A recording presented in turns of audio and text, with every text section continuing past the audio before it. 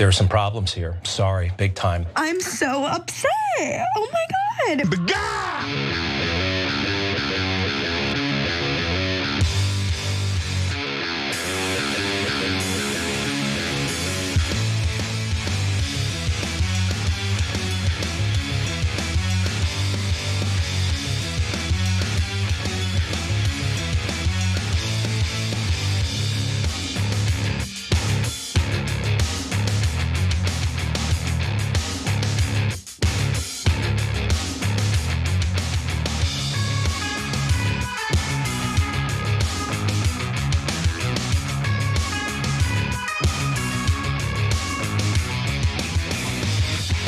All right, welcome to the Young Turks. Cenk Annika Sparing with you guys. I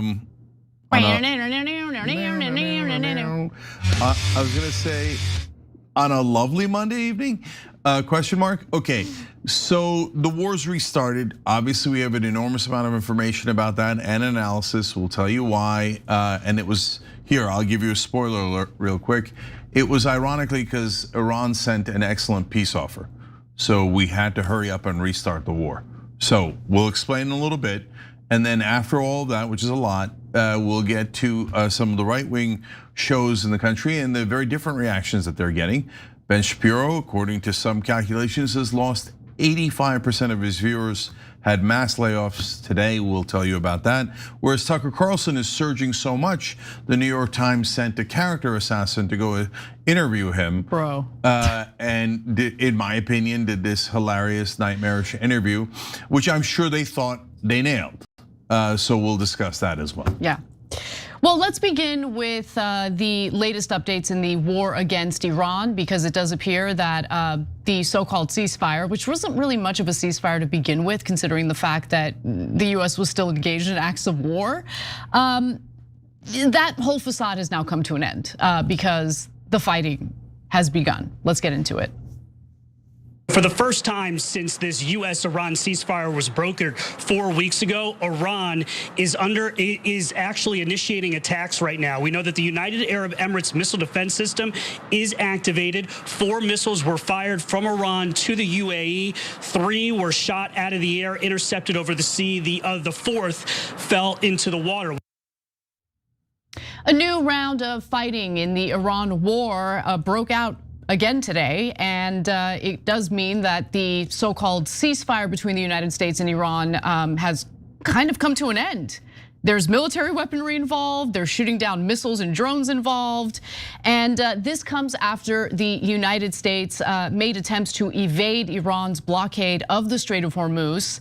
The latest update includes US warships shooting down Iranian missiles and drones in the strait. But before I give you all the details and how we got here, Cenk, your 2 cents. Yeah, I think that brother said Iran initiated attacks. That's wrong. Yeah, that's not really right. As you're gonna see here, we'll tell you who initiated attacks, how they initiated them, but most importantly, why they initiated them. And ironically, my theory, that I'll share with you guys after Annie gives you all the facts on the re-engagement in the war, is that it's because Iran sent us a really good peace offer that we had to hurry up and attack them before people realize that we should take that offer. So you're gonna see all the details here. Before I give you more of the details, I just want to remind you all that the price that you're paying at the pump as we speak is pretty bad. Very expensive to pay for gas these days. And because of the decisions made by the Trump administration at the behest of Israel, it's only gonna get worse. Now let me continue on with the rest of the story. So over the weekend, President Trump announced his so-called Project Freedom via social media. Now the point of Project Freedom is to essentially assist vessels that are currently trapped in the Gulf to basically travel through the Strait of Hormuz. Now, Trump referred to it as a humanitarian effort, and he made clear that the US would not physically escort vessels, but that the Pentagon would essentially guide these vessels through the Strait of Hormuz, or at least through the strait in a way that would allegedly be safe for them. Now, some of these vessels have learned that it's not safe. I'll get to that in just a minute. But in response, Ibrahim Azizi, who is the head of Iran's National Security Commission, basically warned that any US interference in the Strait of Hormuz would be considered a violation of the ceasefire. In fact, his exact statement was, the Strait of Hormuz and the Persian Gulf would not be managed by Trump's delusional posts. Now, Trump responded the only way he knows how, escalatory rhetoric. Take a look. Sandra, good afternoon. I spoke with President Trump for 20 minutes about the situation with Iran. He talked about Project Freedom and the US efforts to guide vessels through the Strait of Hormuz, issuing a new warning to the Iranian regime, saying if the Iranians try to target US ships in this area, they will be, quote, blown off the face of the earth. As it relates to the combat preparations that continue across the region, President Trump understands there are two paths here. The Iranians either make a good faith deal or ultimately combat operations could resume. And President Trump told Fox News that right now they have bases all over the world. There are American preparations underway. He said they're all stocked with equipment and we can use all of that stuff. And if he needs it, he will use it. But the headline here, Sandra, the president issuing a new warning to the Iranian regime if they do fire on US vessels in the Persian Gulf or near the Strait of Hormuz. And today we can report, according to CENTCOM Commander Admiral Brad Cooper, there were multiple attempts on American vessels and merchant ships in this region. And Cooper says that there were US efforts to shoot down both missiles and drones in the Persian Gulf as these Iranian efforts to attack vessels in the region continue. Now, Trey Yingst was simply regurgitating what President Trump told him without really fact checking any of what Trump had to say. But this morning, Admiral Brad Cooper, who's head of the US Central Command, told the Wall Street Journal that, the path has been cleared, right? That the United States has succeeded in helping to allow vessels to travel through the Strait of Hormuz. He says we used our own military technology in a unique way to clear a free lane that's not obstructed in any way, shape, or form through the strait. That's what the admiral claims. He now also claims that the US is attempting to clear a two-way path so that commercial ships can enter the Persian Gulf as well as exit the Persian Gulf, saying that the most important thing in the near term is getting ships out, and then over time we'll also for sure see ships go in. But Iran sees this again as a violation of the ceasefire. Iranian officials did threaten to retaliate against American warships or other vessels that sought to run their blockade. And as you can imagine, Cenk, they made good on their promise. But before I give you the details on that, I want to just quickly go back to the Trey Yingst report because he's just repeating what Trump told him, but what Trump is telling him is not true. So I want you to jump in and talk about that a little bit. Yeah, so look, Trey's been doing a lot of terrible reporting lately. He's otherwise a great reporter. He delivered in Gaza and really showed us some of the harrowing video from there and disproved a lot of Israeli talking points on air. He did a brilliant job, but lately he's just been regurgitating what Trump is saying and not just saying Trump said it, he's making it seem like it's true. Right. And none of it is true, okay? And it's your job as a reporter to say the president said this, now here's the reality. Right, and he just is not doing that at all anymore. So now I get it. He's on Fox News, and they have to, feed the zombies, and so and it's all pure propaganda. By the way, the worst Zionist in the world is Rupert Murdoch. Again, proving it has nothing to do with religion. I don't know why Rupert Murdoch is a crazed lunatic terrorist sympathizer who loves every genocide and war that Israel has created, and is the #1 propaganda agent on behalf of the Israelis. But that is reality. Okay, so now back to the important stuff about Project Freedom. That's what Trump's calling it, Project Freedom, please. Okay, so when you have a blockade, who's responsible when somebody tries to break the blockade? Look, that's a matter of opinion. So here, let's flip it. So we have a blockade on the Iranian ships. So if the Iranians say, we are now going to go through your blockade, do not fire at our ships. And America goes, but we have a blockade. If you try to come through it, we're gonna fire on your ships, right? Whose fault is it? Who started it? I would argue the person trying to break the blockade started it, but maybe you have a different opinion. Nothing wrong with that. To me, that's not that interesting, okay? But here, I just want shoe on the other foot, have a fair standard either way, right? So here America is saying, we are gonna go through your blockade. And Iran said, don't, because then we'll be forced to fire on you, right? And so, then Iran does fire on us, and apparently they hit one of our warships. Oops.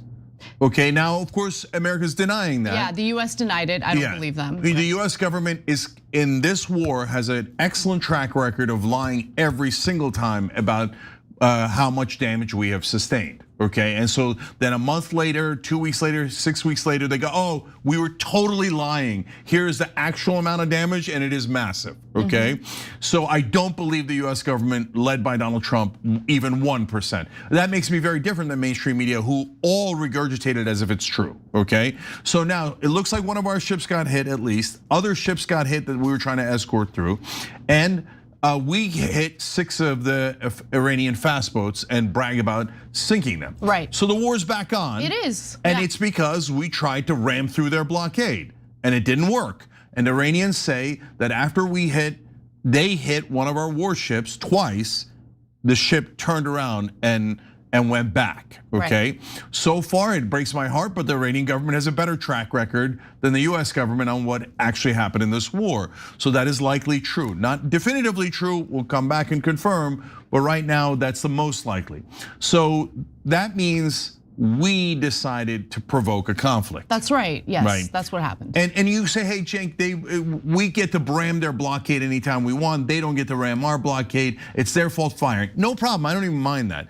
But did we provoke the conflict? That's indisputable. Yes, we chose to re-engage in the conflict. And that appears to be what the objective was from the beginning. If you ask me, that is my read of it. No, absolutely, there's no question about it. There's no question that the Israelis have been aching for the war to, or at least the kinetic action to happen again, to begin again.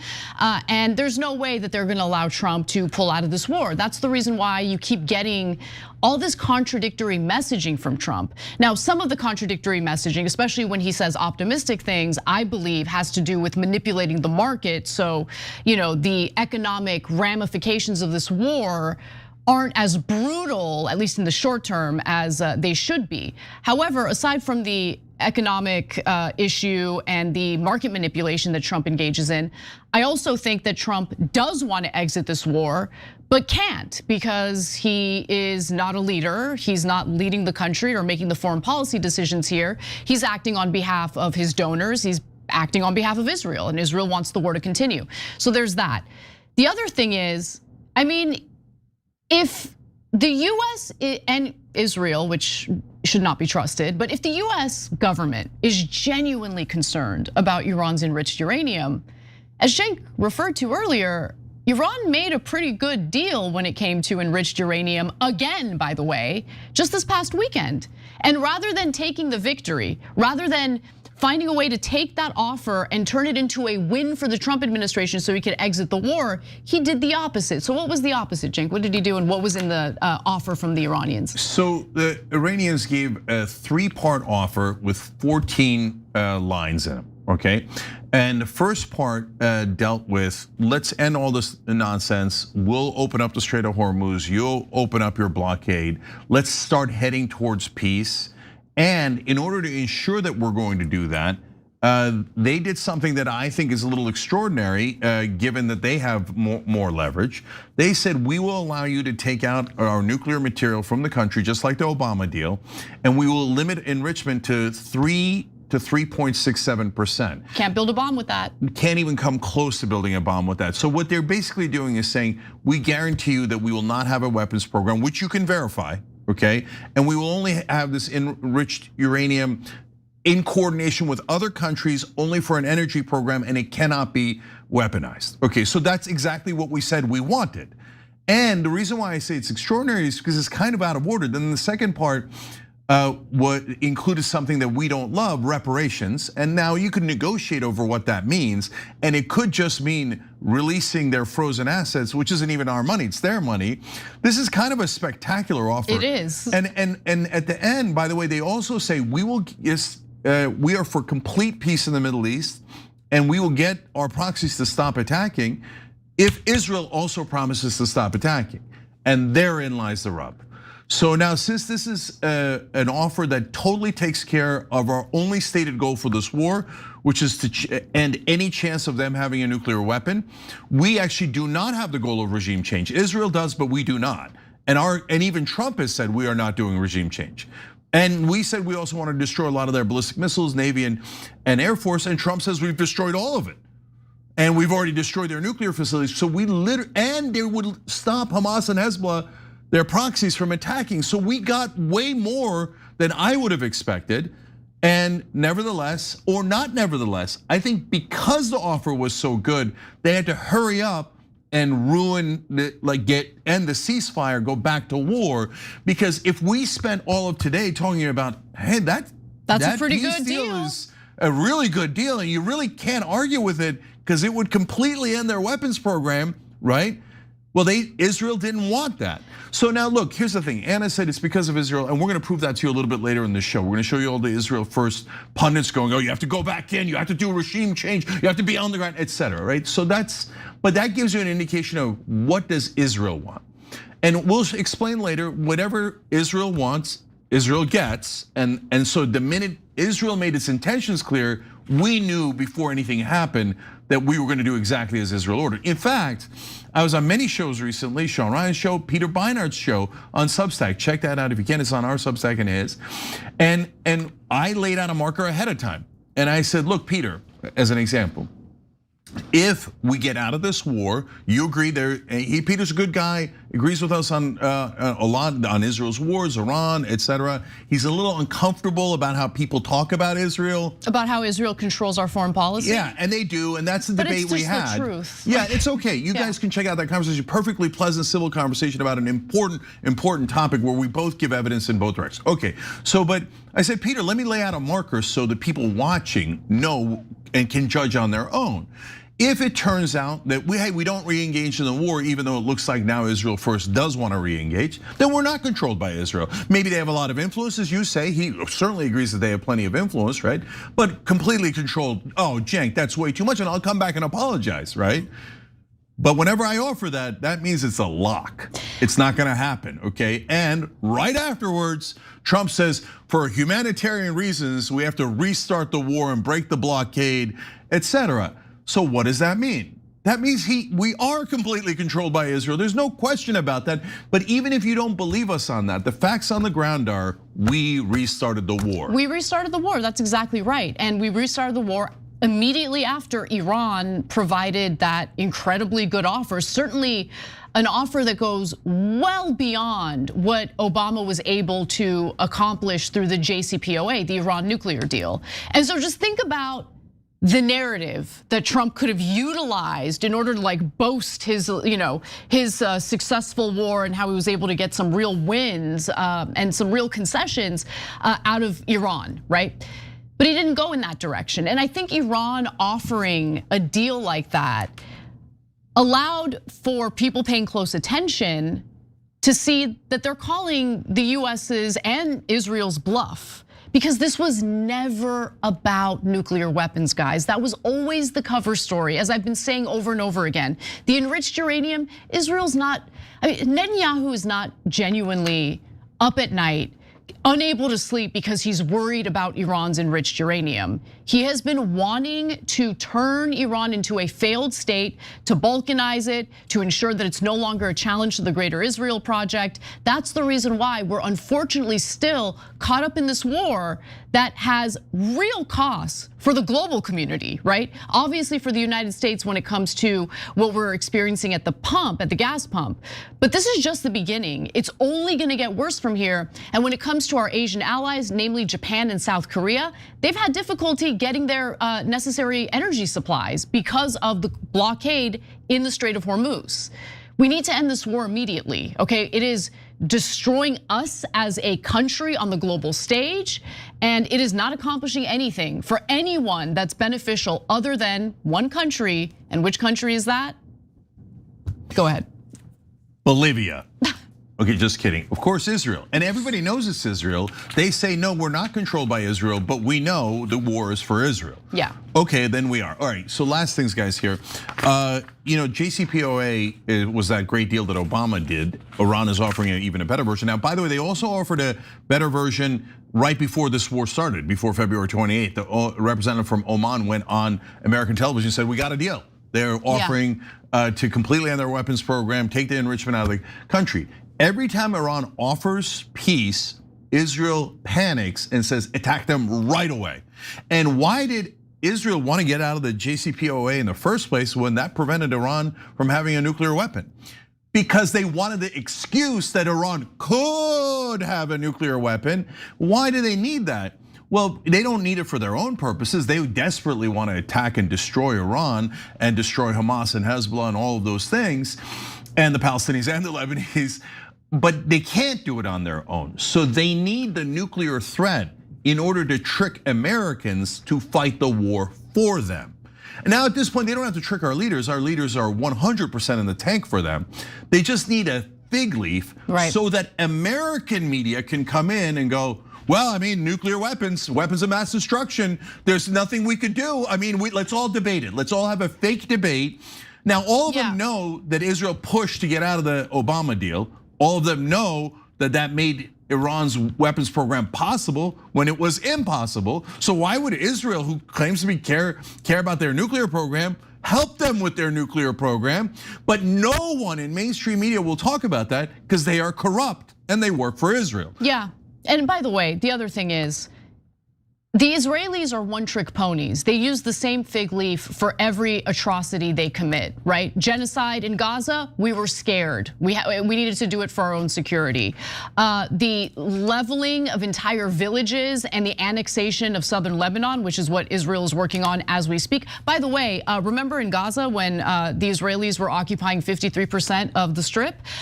They have quietly redrawn the map, and now they're occupying 63% of the strip. That's because they're criminals and terrorists and fascists, and there's no question about that. They meet the technical definition of every single one of those things, but the job of American media is to lie to you and pretend that their victims are the terrorists. Their victims are the aggressors because they're giant liars. So last thing is, guys, is it possible that Donald Trump is doing this deeply irrational action that he has seen with his own eyes drives up prices, including oil prices, has driven his polling down into the low 30s and has nearly destroyed his second administration?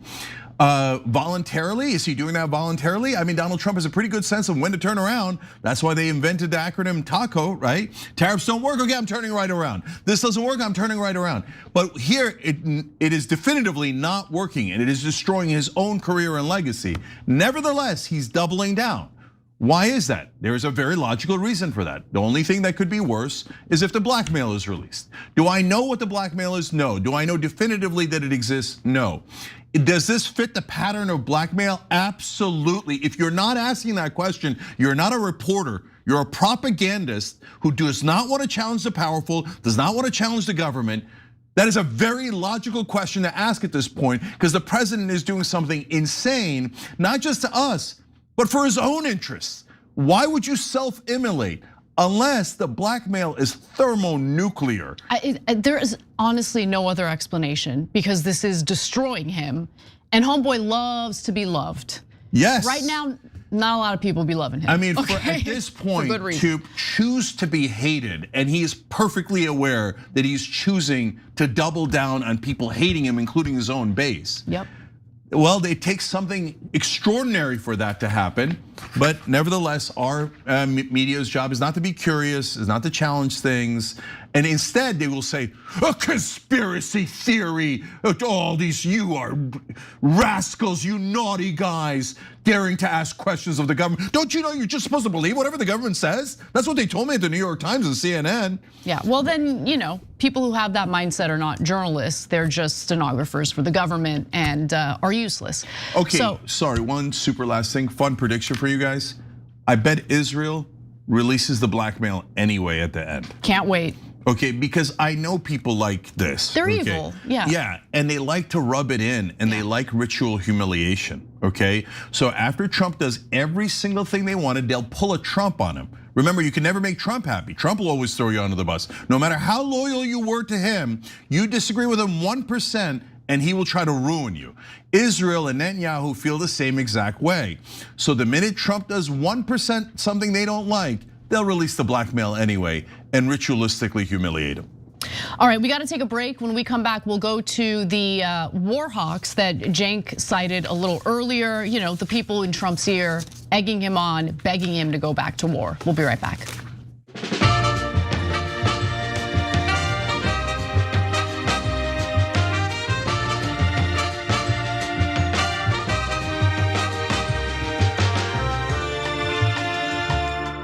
All right, guys.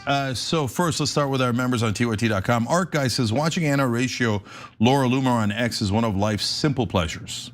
I'm just giving her some advice. Yeah, well, what are you gonna do? These days, though, life is simple on X.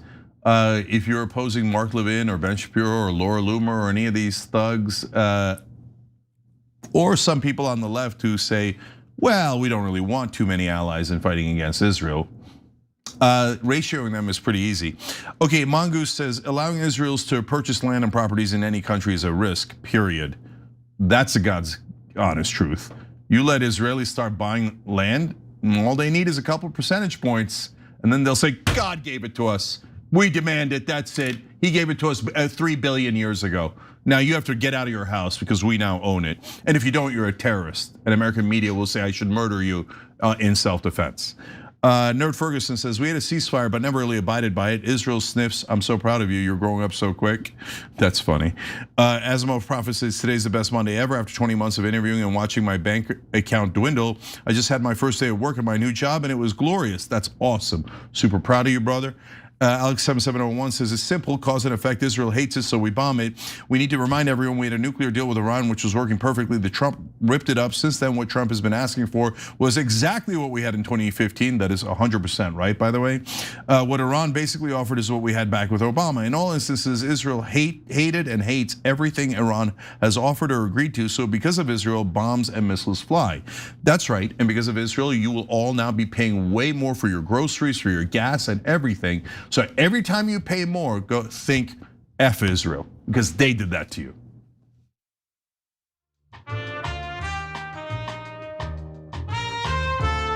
This guy, Hassan Piker, he says he is a patron to the United States.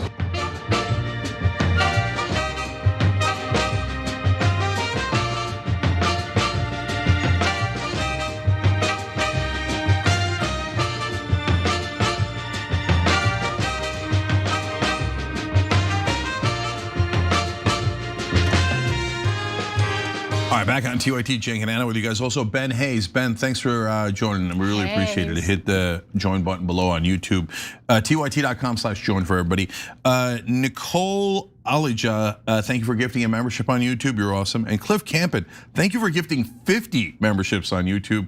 You're amazing. So we appreciate and love all you guys. If any of you are setting up a website or shop online, give you a favor back. We use Shopify. I think you definitely should. We tried all the rest. Shopify is the best and kind of easily.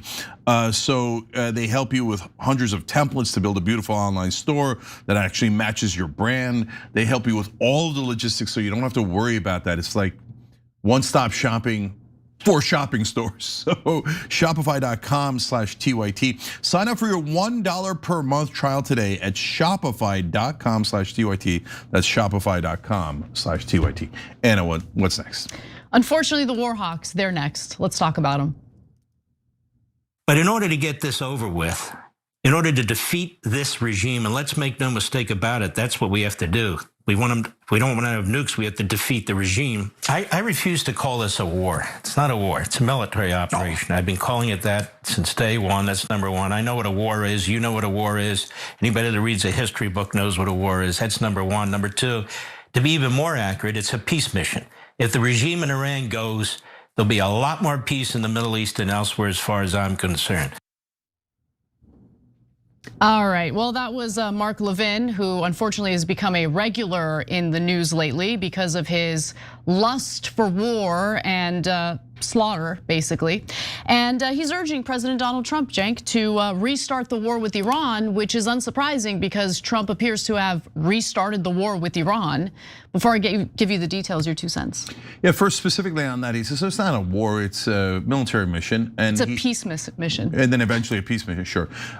War is peace, and the essential command is that you ignore the evidence of your eyes and ears.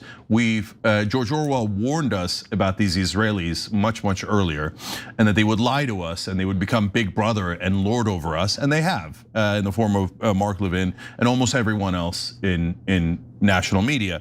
So, and the reason he's saying that is because if it's a war, Congress has a vote on it. Congress doesn't want to all lose their jobs simultaneously because they serve Israel, and they would never defy Israel. They will definitely sanction this war and approve this war, but they don't want that on their record because then they might lose the next election. So Mark Levin's like, don't vote on it. We know the American people hate it, but we're gonna force it down their throats because we control all of your politicians. So you're gonna see a lot more of that, and what you're gonna see is an compelling case here for Israel first, all going out and saying, no, you must restart the war and you must go for regime change. We told you to have a full-scale war and you don't have a goddamn option. You must obey our commands. And after you see that, oh right, we did exactly as they demanded of us. That was like more like $50 million, not 2 cents, Cenk. Okay, that was a couple of dollars. You know, let's keep it to 2 cents. Let's keep it to 2 cents. All right, so he had this guest on, and it's interesting because there are some military generals out there who have been doing amazing analysis and commentary about the war in Iran. And these are people I don't share politics with necessarily, but they're obviously experts. Colonel Daniel Davis is an example. Colonel Douglas McGregor is another example. However, it's interesting. Fox News, cable news in general, and people like Mark Levin seem to find these like 2-bit Navy officers like Kirk Lippold, who keep goading Trump into escalating war with Iran, even though we have depleted our missile interceptors and it could put our troops at risk. Let's watch. We have spent decades in the military with this thing called a proportional response. When you're dealing with a country that is in pursuit of a nuclear weapon, a proportional response is not an option. It must be overwhelmingly crushing the regime and their ability to reconstitute any type of nuclear program or any program whatsoever. They must be decisively defeated.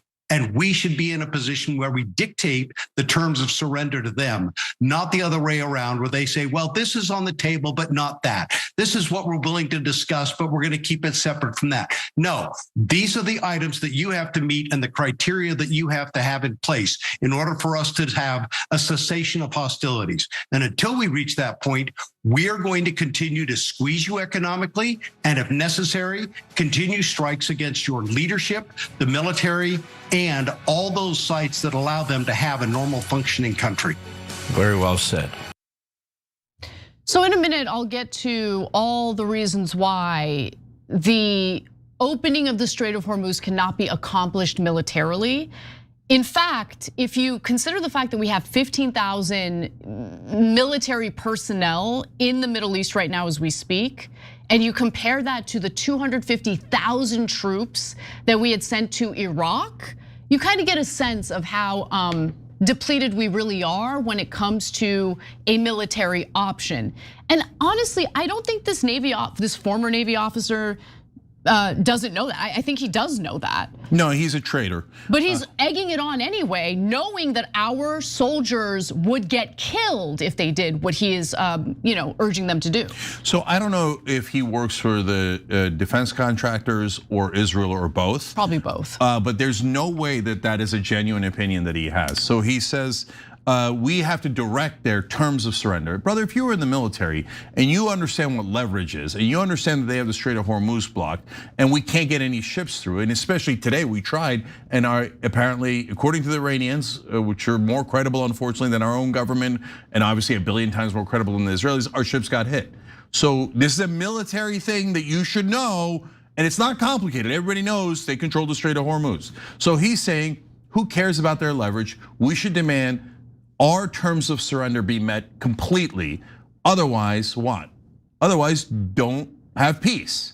So it is a purposely impossible standard to make sure we never get to peace, because he wants Americans to die in this war. He wants Americans to pay for this war, because a benefactor of his is going to make a lot of money or have an advantage from this war. He's a giant liar, and I think all of these guys are traitors. Yeah. And if you notice, Mark Levin and Ben Ferguson and all of them had this little lapel pin that they used to be so proud of, that it had the American flag and the Israeli flag.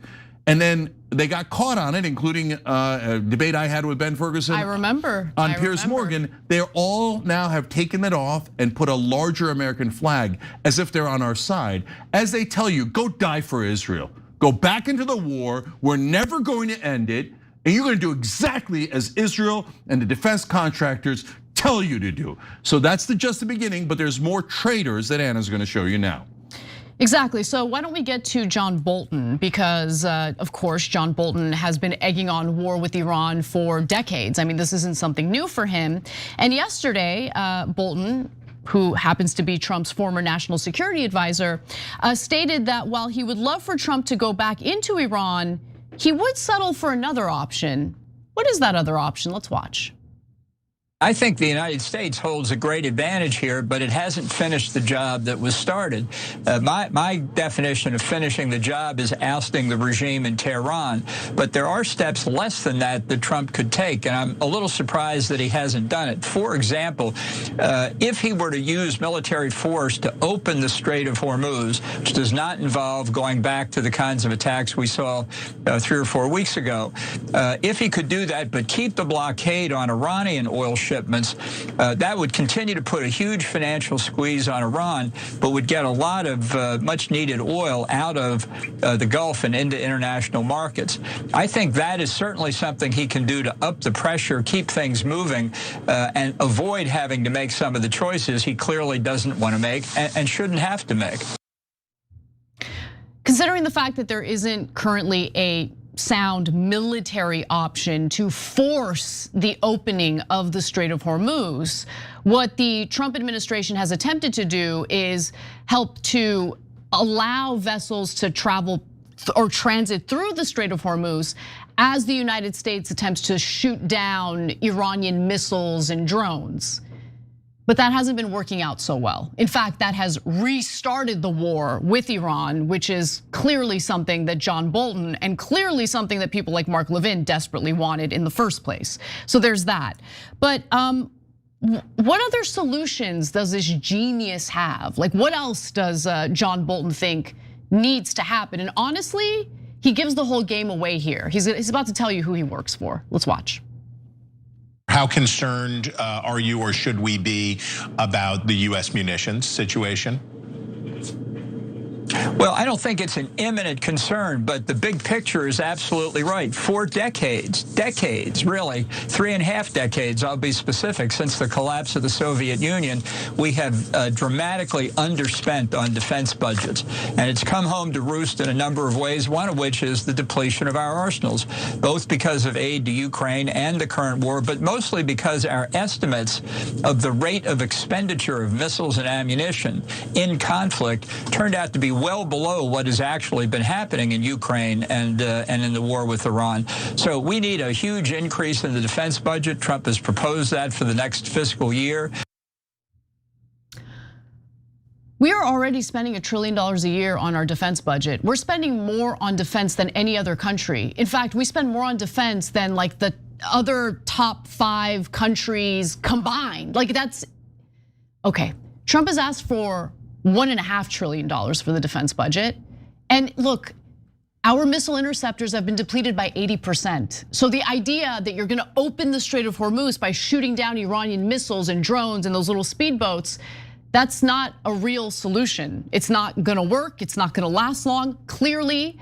And we don't have the manufacturing capacity here in the United States to build the weapons quick enough to compete with Iran's super cheap and easy to produce drones, okay? Like, what are we doing? The only way out of this is through diplomacy, and that's exactly what they want to avoid. And Cenk, didn't he just give the whole game away right there? I mean, he's like talking about how we need to spend more money on defense. Who's paying you, Bolton? Who you work for? The defense industry? The people who are gonna make money off the backs of American taxpayers through these insanely bloated defense budgets? And sorry, we're not as influential as we used to be. We're not living in a unipolar world anymore. It's a multipolar world, and we're still forgetting about the fact that Russia and China are involved in this. Not directly yet, but Iran is an ally of theirs. China is reliant on Iranian oil, and they're getting increasingly frustrated. So what are we doing? Yeah, so guys, this is the most important part. When they're in unison, that means they all got a new talking point from their boss. And so you're gonna see one more clip from somebody else completely on a completely different show, but yet he has the same exact talking points. And what you'll see is you'll see same talking points from the media figures, the pundits, etc., and the politicians, because they all have, not all, but a lot of them have Israeli handlers. And the Israeli handlers literally hand them new talking points. You're to say this and this. And what I noticed in that appearance was, oh, regime change is back. They had quieted down about regime change because it seemed impossible and ridiculous given the situation, but they're now talking about it again. Now, what does that mean? I'm gonna tell you ahead of time now.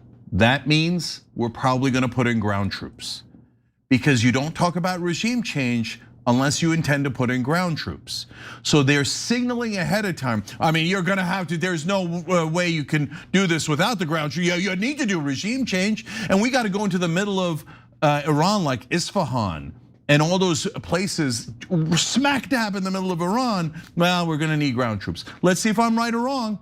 And then you gotta see who told you the truth and who lied to you and who lied to you on purpose. Okay, so now what's interesting about the Levins of the world is, even though he has almost negative viewership, like no viewership to speak of at all, both him and now Shapiro as well, not in the top 200 of shows, okay? But it's weird how the entire media goes, now everyone watch Mark Levin. Why are we all being directed to watch Mark Levin? Because Mark Levin has an official message from the Israelis, that's why, okay? And so now he's the bad cop, and he goes out there and goes, oh, we gotta kill all the Muslims. The Muslims are dirt, they're trash, kill them all, right? And the New York Times is the good cop. This is like Republicans and Democrats. And like the Democrats, the New York Times job is to go, well, I guess Mark Levin said that, and that's, hey, what are you gonna do? And it's not like we could report the truth to you guys. There was nothing we could do. There was nothing we could do. We had to go back into war, and they nukes. Let's have a real debate about whether they have nukes or not. Even though they're all liars and they know that they're not anywhere near nukes, and they've offered to never make nukes. Right? So that's how this game is played. But lastly, this is really important for this round, and then we're gonna give you more pundits. When they all come in at the same time, that means a decision is coming. Israel has made their decision. Now, because I was not sure, remember we had this conversation for the last couple of weeks. I mean, this war has been an absolute disaster for us and for Trump. So Trump looked like he really didn't want to go back in. But we were all waiting for Israel to make the decision. Why would Israel back out? Because they were running low on defensive missiles. And I guess they feel confident that they've reloaded and they're locked and loaded at this point. And they made a decision, no, we want Lebanon and we can't get southern Lebanon unless the Iran war continues. So now that they've made a decision, it's a fait accompli, it's over. We don't control our own government. From now on, we will go deeper into the war, and I think ground troops are likely because Israel has made their decision. It's honestly befuddling to me why, honestly, look, the heart of the problem is Israel. The reason why we're in this war is because of Israel. And I get that Iran, unlike the United States and Israel in terms of their conduct in this war, has a little more honor, and they're specifically targeting US military bases, actual military targets. And then the oil and gas infrastructure in the Gulf region, and it's a strategic decision they've made. Maybe up the ante when it comes to Israel, since they're the heart of the problem. Am I not right? I mean, think about it. If Israel thinks we can withstand more war with Iran, well then show them that they can't. Yeah, look, it doesn't, at this point, the die is cast. Israel's made their decision. So what we're gonna have is more war. And I'll tell you what happens at the end too. At some point, we're not gonna have a choice. It doesn't matter how much blackmail they have on Trump. Trump might leave office, they might release the blackmail, but at some point we have to bring the guys back home because we can't do an Iraq-style ground invasion of Iran. That's mental.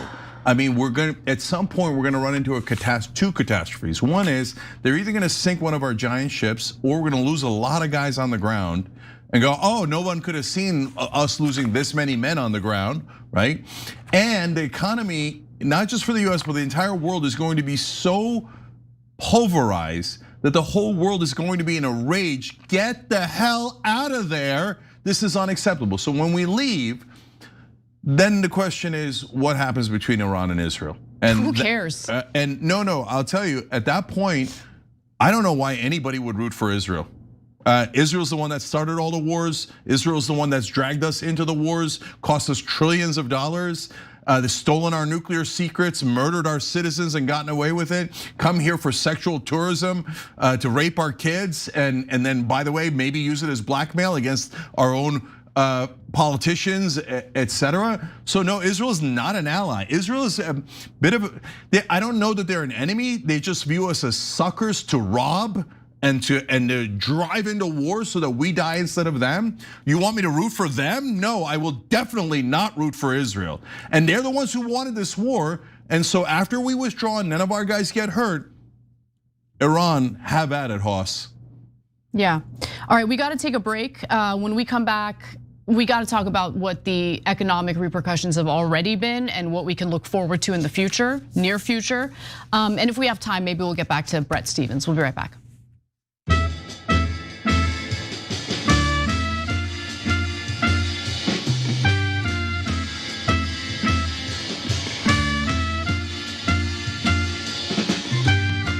All right, let's go to Super Chat for a sec. Rims and Tim says, kudos to Cenk. You said about a month ago or so that this was all show and that eventually the war would happen. To predict that far ahead, impressive. Thank you, brother, but really it's not. I mean, now you'll be able to predict to your friends and family. Once you see the pattern and once you see the script, it's very easy to tell, right?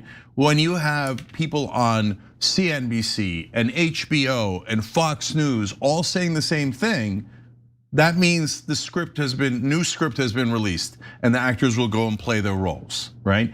The only reason you don't know that is because they're all actors. The New York Times is filled with rim to rim with actors, Washington Post, CNN, they're all filthy actors lying to you on purpose to try to deceive you so you do what Israel wants.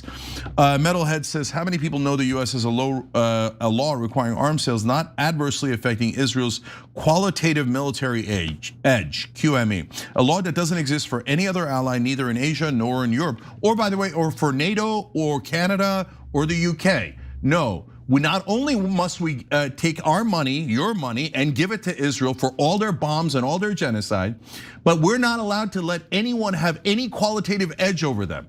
We have to suppress other people's militaries. We have to give Israel more, and we owe Israel all these things. And all the goddamn liars in media and politics say, we owe them, we owe them, we owe them. We don't owe them crap. They're totally robbing us every single day.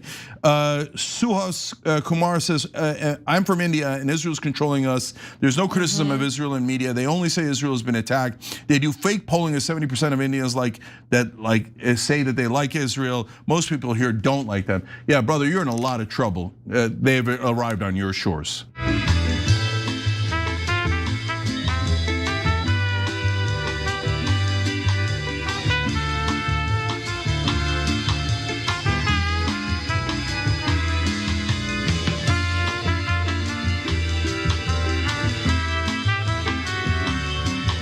All right, back on TYT, Cenk and Anna with you guys. Also, Cheesy Finger 79, thank you for gifting 5 memberships. You're awesome. And Rose Orozco, thank you for gifting a membership too. I love this beautiful community. Come join it, hit the join button below, or just ring the bell. At least you get notice about when we're live, etc. Or tyt.com/join, you get a couple of months off of annual membership, and you get to hear me read your comments during the commercial breaks. All right, Anna, what's next? All right, let's touch base with the economy, especially as this war with Iran continues. If you take a look at the US stock market, you would be under the assumption that the economy is doing real well and that the war against Iran hasn't had any economic repercussions. However, economists and energy experts are warning that we are sleepwalking to a recession. Now, if you watch this show or any show that's actually telling you the truth of what's going on right now, you would already know that we're not sleepwalking. We know exactly what's going on here. But before I give you the latest details, Cenk, your 2 cents. Yeah, so I don't think it's going to be a hard prediction for me to tell you guys an economic catastrophe is next. So we are headed for that. And it's brought to you by Israel. So enjoy, here's the facts. Okay, so Dr. Amrita Sen, who is the founder and director of market intelligence at Energy Aspects, has some pretty big concerns. And so she talked about that with CNBC. Namely, Sen said there is an extremely misplaced euphoria among some investors. And look, if you've got a 401k or a brokerage account, you might have noticed accounts doing pretty well. Everything's doing really well. Everything's great. I mean, you're not experiencing the same thing at the gas pump. However, the stock market's fine. However, she states this. This is a massive, massive energy crisis. I have been equally amazed at how the equity market is completely dismissing it, talking about how great the first quarter results are. They are not going to be great nearly to the same extent in the second quarter. She continues to say that this has been the biggest conundrum for us. If anything, we think oil should be higher and the equity market should be a lot weaker. I think we're sleepwalking into potentially a pretty big recession. Other economic experts believe that if Trump decides to continue this war with Iran at the behest of the Israelis, then we are sleepwalking into a depression, not just a recession. And by the way, it's not just about oil and gas either. Cenk continues to tell CNBC, just wait for food prices to start going up because of what's going on, the lack of urea transport, she's talking about fertilizer here, and natural gas prices or natural gas being curtailed in the fertilizer sector. Now, after the ceasefire was shattered this morning, the price of oil unfortunately did rise, while the Dow Jones, S&P 500, and NASDAQ all dropped as well. Meanwhile, American oil companies are doing just great because they're able to charge a premium for the gas that they are able to produce. And that's not great for us. Doesn't mean that we're, as Americans, doing great, but the American oil companies are doing great. Let's go to Patrick DeHaan. This is a post on X. US oil and product exports have surged nearly 30% since the start of the attacks on Iran. Increasingly, the world is buying American crude and products, which is driving prices higher here. A record 100 million barrels have left US shores in the last 7 days. And Patrick, thank you for that post because it perfectly provides evidence for something that we've been arguing on this show again and again for many years now. When you hear American politicians argue that we need to drill more, we need to frack more, we need energy independence, that never benefits ordinary Americans. It never benefits the consumer. It only benefits the oil companies. They're the ones who stand to profit. They don't share those profits. Why would they share those profits? So we pay more while they get to make more money in profits. Yeah, so on that real quick, one of the billion reasons why I loathe mainstream media. So they never correct that. They repeat it on air 1,000 times about, energy independent, number one, a provider of energy in the world. Yeah, but we don't keep it. Energy independence is a lie. It's a total fiction. It would mean that we would keep the oil here in America and hence be independent of the oil markets globally. That is not a thing that exists. And it is not our oil. It's ExxonMobil's oil once they take it out of the ground. We actually charge some of the lowest rates in the world for oil extraction out of our soil. Okay, other countries are not suckers like us because they haven't legalized bribery. So our media lies to you en masse as if that's our oil. It is not, and it will not help you with oil prices at all. Okay, because they're selling internationally. They're like, China's paying more than America. We're going to sell to China. Right. That is exactly right. Russia's paying more. Whoever's paying more, we're going to sell to them, not you guys. Now your prices are higher. Ha ha. Okay, but the media never clarifies that because they work for the bad guys. Now, on this particular person, the expert, saying, are you guys crazy? We're about to have this huge crash. Look, we told you. And she's even underselling it. Look, you should never take advice from anyone on air, especially if they're posing as a financial analyst. I'll just put it this way. I'm thinking of withdrawing whatever money I control, which is not very much. Maybe I'll tell my parents, etc., right? To get out of the markets because this thing's gonna crater any second now. Wall Street is drunk, and I've seen them be drunk before in 2000, in 2008, and they think that the market can't go down. I don't know why they believe ludicrous, insane things like that.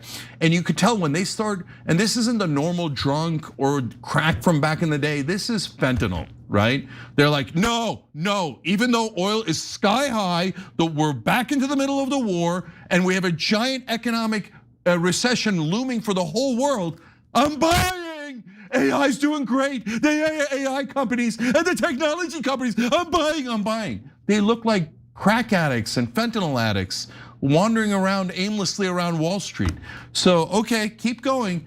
Oh, Cenk, you know better than all of Wall Street? Yes, I do. Quote me on it. Because there's going to be a massive economic crash. Israel has made the decision, we're going back into the war. When we go back into the war, oil prices are going to go through the roof. All the food prices are gonna go through the roof. The fertilizers, the aluminum, the helium, they affect every single thing. In fact, they even affect the AI companies. So soon you'll see the tech bros crying on TV, where's my helium? I need it for the AI. I can't wait for the tech bros and the Israelis to fight. That'll be a real fight. The problem with the helium shortage, though, is that the helium is necessary to run MRI machines, and pretty soon people are gonna get a notice from their hospital letting them know, hey, your MRI appointment, we need to cancel it. But so what if you die? You're not an Israeli. Who cares? We're sending your sons to go fight for the Israelis anyway. So if you don't get an MRI and they don't catch it and you die, you're just a lowly American. Besides which, give me your wallet. Israel needs another war. Go ahead, Anna. So I'm gonna pivot now, reset for another economic element to the consequences of this war. Let's talk about the airline company. So over the weekend, Spirit Airlines announced that they have officially collapsed. Not good, very bad. In fact, in response to that news, Ann Coulter, a conservative who cheerled neoconservative wars of the past, said the following. If it was high fuel costs that was the final death knell for Spirit, caused by a pointless war that has left everyone worse off. I agree with her wholeheartedly on that post. Now, to be fair, Spirit had been struggling for other reasons for years, and we'll get to that in just a second. However, it is the shortage of jet fuel and the increased prices as a result of that shortage that finally just killed Spirit Airlines. Now, the budget airline attempted to merge with JetBlue back in 2022. However, a year later, the Biden administration sued to block that merger, which I think was the right decision. And then in 2024, a federal judge shot down the merger entirely. Now, the judge stated at the time that the elimination of Spirit would harm cost-conscious travelers who rely on Spirit's low fares. The airline industry, the judge continued, is an oligopoly that has become more concentrated due to a series of mergers in the first decades of the 21st century, with a small group of firms in control of the vast majority of the market. Now, fast forward to just a few years later, doesn't even matter that the merger didn't go through because Spirit has collapsed as a result of the cost of jet fuel. So let's fast forward to what we're dealing with right now. The Iran war made the situation a lot worse for Spirit, according to the Wall Street Journal. And get a load of this. Spirit was paying an extra $10 to $15 million each week in jet fuel prices. So that'll do it. That'll do it. Last week, the Trump administration weighed a $500 million bailout for the company. No bailout for American consumers who are paying the consequences of this war for Israel. But when it comes to industry, maybe a bailout, maybe a bailout. Here's what the White House National Economic Council Director Kevin Hassett had to say about it. Take a look.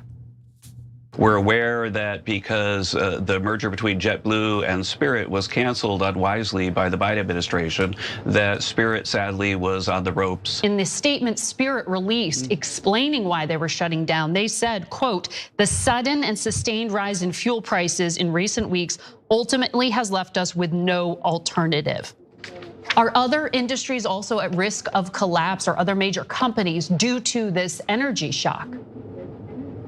Well, don't forget that the Spirit Airlines was Chapter 11 twice because they basically didn't have a business model that was working.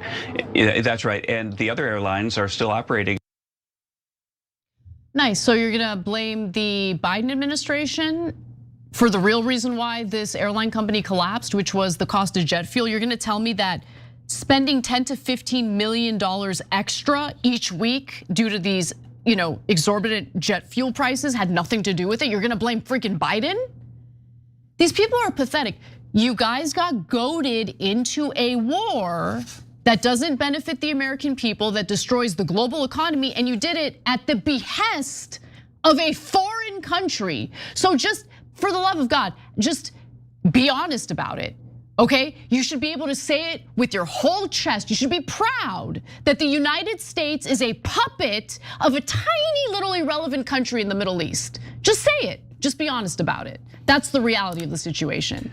So these are not leaders. No, they're not, they're cucks. Yeah. That's what they are. And what is this? The buck doesn't stop here. It's not our fault, it's Spirit Airlines' fault, it's somebody else's fault. It's Joe Biden's fault, it's Jimmy Carter's fault, it's your grandmother's fault. But it's definitely not Trump's fault and definitely not Israel's fault. Now on Spirit, I won't miss them. They were a very crappy airline. And did I take them every once in a while? I did, because I didn't have a choice. And because I don't have a lot of money. And people who stop me at the airports are like, oh, what are you doing taking commercial? Bro, commercial, I'm a coach, man. I'm in 31D, bro. So like I would take Spirit and I would regret it every time. But a lot of people will miss Spirit. You know why? Because they didn't have any other choice. It was the cheapest airline. It was the only way they could get somewhere. But now they don't have that anymore. That's right. By the way, if I was Spirit, I would sue Israel. I'd love to know in the discovery process and in the depositions, how much did Israel make the decision to go into this war? And because that costs your business $15 million a week. Why do you have to bear Israel's costs? I think that would be a super interesting case. It's not like you can't sue other nations. People sue Iran and other Muslim nations all the time for terrorism and how they have to give them money. That's part of how we freeze their money all the time. Mm-hmm. So I know, yeah, you could beat up on Muslims, but don't you dare sue Israel. I think they're nuts if they don't. So as I mentioned earlier, the Trump administration was considering a $500 million bailout for Spirit. They ultimately decided against it. Now it is worth noting that the administration's decision not to provide a bailout was influenced, at least in part, by other industry executives. So airline executives, including United Airlines CEO Scott Kirby, argued to Transportation Secretary Sean Duffy that Spirit should be allowed to fail. Industry officials argued that other airlines would recruit many of Spirit's employees. Yeah, sure. You're gonna hire all of the employees from Spirit, please. Look, these other airlines are salivating at the fact that you're gonna have less options as a consumer. And as a result, if you absolutely have to fly somewhere, you're gonna pay their inflated prices, because now less options mean they can raise their prices and there's nothing you can do about it. You have no choice but to buy the fare for whatever airline is left. Now, that doesn't mean I'm in favor of the bailout. However, the bailout wouldn't have been necessary if we didn't start a war with Iran. Yeah. But we started a war with Iran. No, the other airlines love it. Are you kidding me? It reduces their competition, and that means they could charge you more. And they're gonna say, look, they went out of business because they didn't charge you more because of our rising jet fuel prices. So now we have to charge you, and they will. There's no question about it. And when you pay more for your plane tickets now, thank Israel every time for keeping Western civilization safe, right? And JetBlue, by the way, if Biden had let him merge. No, now we might also have lost JetBlue if they were allowed to merge. Spirit might have dragged them down and ruined them as well. So the reality is, no, things are only going to get worse. Your prices are going to be higher. But no, we should not bail out Spirit. Let's try capitalism for a change. Why do we constantly bail out the richest people in the world? Okay, you tried an airline company, it didn't work, you lost your money. That's a sad day for you. I care about the employees. I hope that we can help them get new jobs, but I do not care about the owners of Spirit Airlines. And no, I'm not taking money out of my pocket or your pocket to pay some billionaire for a business he bankrupted. Preach. All right, well, when we come back from the break, we got to talk about the fact that over the weekend, a New York Times correspondent on the Israel-Palestine conflict admitted that she doesn't like to ask questions about Israel because they're special and they get to do whatever they want without anyone questioning them. Literally. I'm gonna show you the receipts when we come back. And it's worse than that.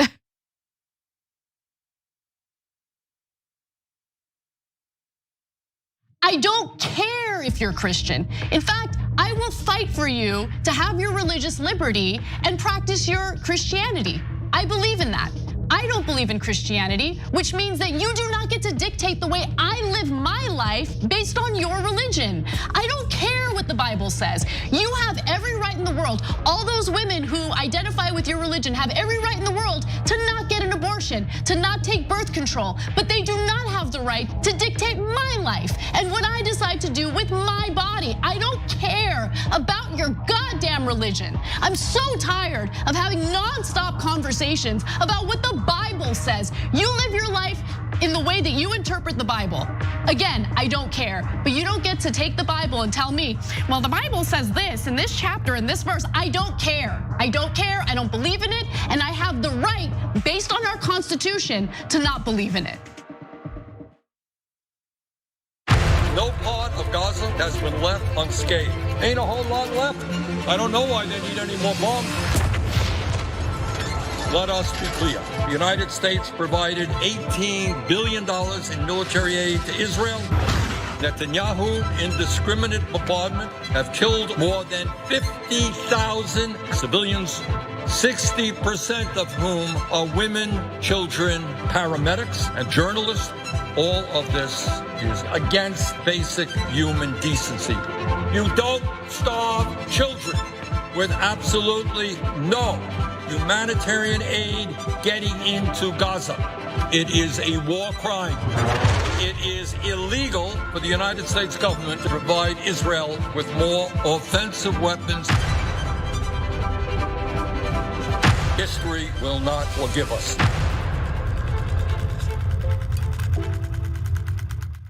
We've been on our phones too much. I feel like we just need to touch grass or something. I told you.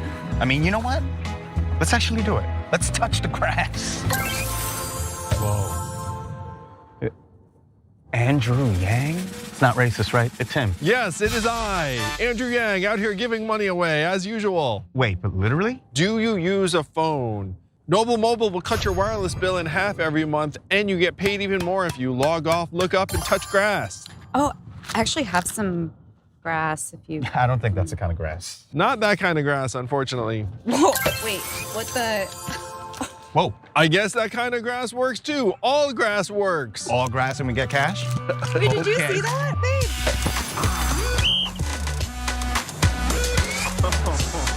Noble Mobile, make it rain, girl, make it rain, make it. That didn't rain so good, but now it's raining good. Corruption, injustice, the system is rigged against you. Every day we're blasted by a flurry of terrible news from every angle, which can make it challenging to stay positive and know how to fight back. The Damage Report is your solution. I'm Johnny DeRola, and my daily morning show cuts through the noise and exposes the real damage being done to our country, the world, and how we can fight back against it. Corporate greed crushing workers? We'll name names. Politicians selling you out for their corporate overlords? We've got the receipts. Climate disaster, economic collapse, the rise of fascism. No spin, no establishment talking points, just the truth that you need to survive and resist. But it's not all doom and gloom. We'd love to have you join the Dragon Squad, our community of positive-minded activists who turn the day's news into positive action. With new episodes every weekday, listen to The Damage Report to get honest news, unflinching commentary, and daring coverage you won't find anywhere else. Listen to The Damage Report on Spotify, Apple Podcasts, or wherever you get your podcasts, because understanding the damage is the first step to fixing it. Cenk, wealthy Muslim.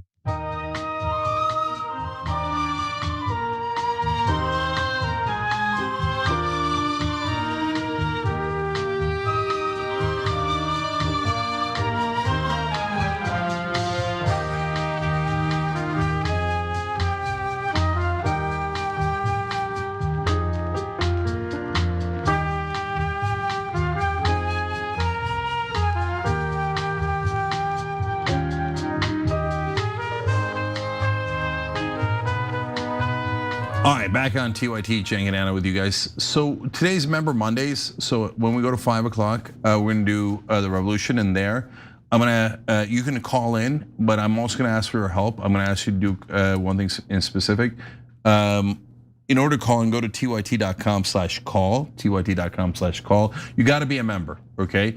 But everybody can watch. And what I want your help with is, how do we stop the war? How do we stop Israel from controlling us? Not an easy question, but we're gonna discuss it, and I want your calls on that. And then later for the bonus episode for our members, we're gonna do what makes you proud to be an American. So either way, tyt.com/call, and that's in a little bit. All right, Anna. All right, now we get into a segment where we critique the media. Okay, let's get to it. I'm a former Israel-Palestine correspondent. You were pressing him on if the modern state of Israel as a homeland for the Jewish people today has legal or biblical legitimacy. You were sort of questioning him on this idea. Why, though, were you so interested in those questions? There is an enormous sensitivity around Israel being the homeland of the Jewish people and the attempt to delegitimize that. I have enormous sensitivity about the United States being the homeland of my people and the burial place of my ancestors. Asking questions is not hate. Telling the truth is not hate. And they don't want to answer the questions and they don't want to tell the truth. Can asking questions, though, stir up hate? I mean, language is powerful. Just to give you a sense of how deep the hellscape we live in truly is, that was a New York Times reporter, Lulu Garcia-Navarro, who was New York Times's Israel-Palestine correspondent, making the case that asking questions about Israel's intent is wrong because it might inspire hate. You're a journalist? You're a journalist. Cenk, she's a journalist? Yeah, no, I don't think so, especially after watching that. So I had the misfortune of watching the whole 2-hour thing. We're gonna give you important clips from it. And what is important is what she asked and what she didn't ask. So after you see the clips, what I want to talk to you about is what was her mission in that interview? Because that's really the most important thing. And it tells you more about mainstream media and the New York Times than it does about Tucker Carlson. So for me, at least, it really did seem like Lulu Garcia-Navarro's point or objective throughout this conversation with Tucker Carlson was to excoriate him for daring to ask a line of questioning in regard to Israel that Israel doesn't like. And what Israel likes to do, and what defenders of Israel like to do, is they like to weaponize identity in order to shut people up. As Israel is carrying out war crimes, atrocities, genocide, you get the picture. And so those days are over. People want to actually ask appropriate questions that will inform the American people about what Israel's really up to. So who cares about your sensitivities, Anna? What matters here is whether or not you're asking questions that actually enlighten the general public through the work you're doing. Now she has no interest. I'm sorry, Lulu, whatever her name is. Garcia-Navarro. She might be more considerate of these sensitivities, but if you're a journalist, I think getting to the bottom of the truth is more important, and that's partly the case that Tucker Carlson tried to make in response. So before we get to any of what Tucker had to say, I do think it's important for you guys to really fully understand how she operates when it comes to the topic of Israel specifically, and only Israel. Let's watch. The reason I want to press on this a little bit more is that you know that there is an entire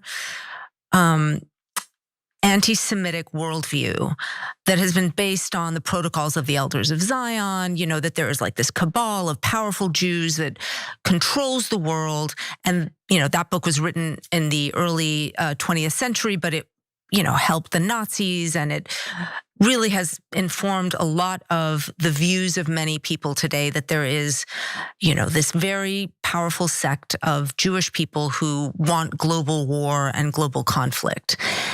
And I think that there is a concern that I have, and a real concern. I don't mean this as something that people say to slander anyone, but just a real concern that the rhetoric where everything is blamed on Israel, where Israel has these supernatural powers almost to influence the president, to influence the previous president, George W. Bush, to enter into the Iraq War, to be involved in assassinations, et cetera, that it has echoes of that. Lulu, you're not a journalist. You're not a journalist. Because the fact of the matter is, regardless of whatever book you're referencing right now, there's a small group of Zionist billionaires, okay? We're talking about Larry Ellison and his son, David Ellison, the Murdochs, What else? Miriam Adelson, and before her husband passed away, her husband was a giant donor to Donald Trump, specifically for what? To carry out the best interests of Israel, even at the detriment of the American people. In fact, he gave a speech once, standing right beside his wife, arguing about how it brought him shame that he wore a US military uniform as opposed to an IDF uniform. Okay, that's who they are. And do they have control over our political system? Of course they do. They're billionaires, and bribery is baked into our political system for a reason. I'm beginning to really learn. And so like, oh, you can't ask these questions because reality is a big conspiracy theory, because reality, Israel has determined, is a trope. Yeah, so look, there's two things about that are so important. Number one, none of her questions were about why are you so opposed to the war? What do you think is gonna go wrong with the war? Why were you so animated by the genocide, etc. Got nothing, 2 hours and nothing about policy or substance. Almost every question was framed as, why did you talk to Nick Fuentes? Why aren't you concerned about the feelings of Israelis? Why did you do this? Why did you do? It was all one giant gotcha, right? And it was all structured not around policy, but around have you offended the sensitivities of some of the most powerful people in this country? Why is the New York Times in the business of protecting the sensitivities of the most powerful people in this country and doesn't care about policy or substance at all? And so look at the framing. No questions, passionate or otherwise, about 22,800 kids dead in Gaza, the current invasion of Lebanon by Israel, etc. But over and over, she comes back to the enormous sensitivity. That's a direct quote, you saw it with your own eyes. The enormous sensitivity of Israel's supporters here. So wait, Lulu, what's more important, 23,000 dead kids or the people who are offended that you pointed out 23,000 dead kids? And for Lulu and everyone at the New York Times, that's not close. They don't care about the kids at all. They don't have one scintilla of concern about the kids. What they have is, oh, the enormous sensitivity of the genocide supporters. You are offending the genocide supporters. Good. Okay, this is and she said, this is a big concern. And for her, no, for the New York Times and people, reporters like Lululemon, that is their only concern. Have we protected the Zionists well enough? Have we protected the sensitivities of Israel's well enough? Okay, oh, you're bothering me with your genocide. And oh, so what? Yeah, Russia is terrible for invading Ukraine and taking their land. Israel's taking 63% of Gaza. How often has Lululemon gone nuts about that or passionate about that? Who cares? Or be concerned about those sensitivities? And they're in southern Lebanon and they're saying they're gonna take all of southern Lebanon, but those are not any sensitivities to anyone who works at the New York Times, because the New York Times is trash Israeli propaganda. And so one day they're gonna make the mistake of asking me for an interview like this. Tucker was way too nice and kind. I, on the other hand, will destroy them.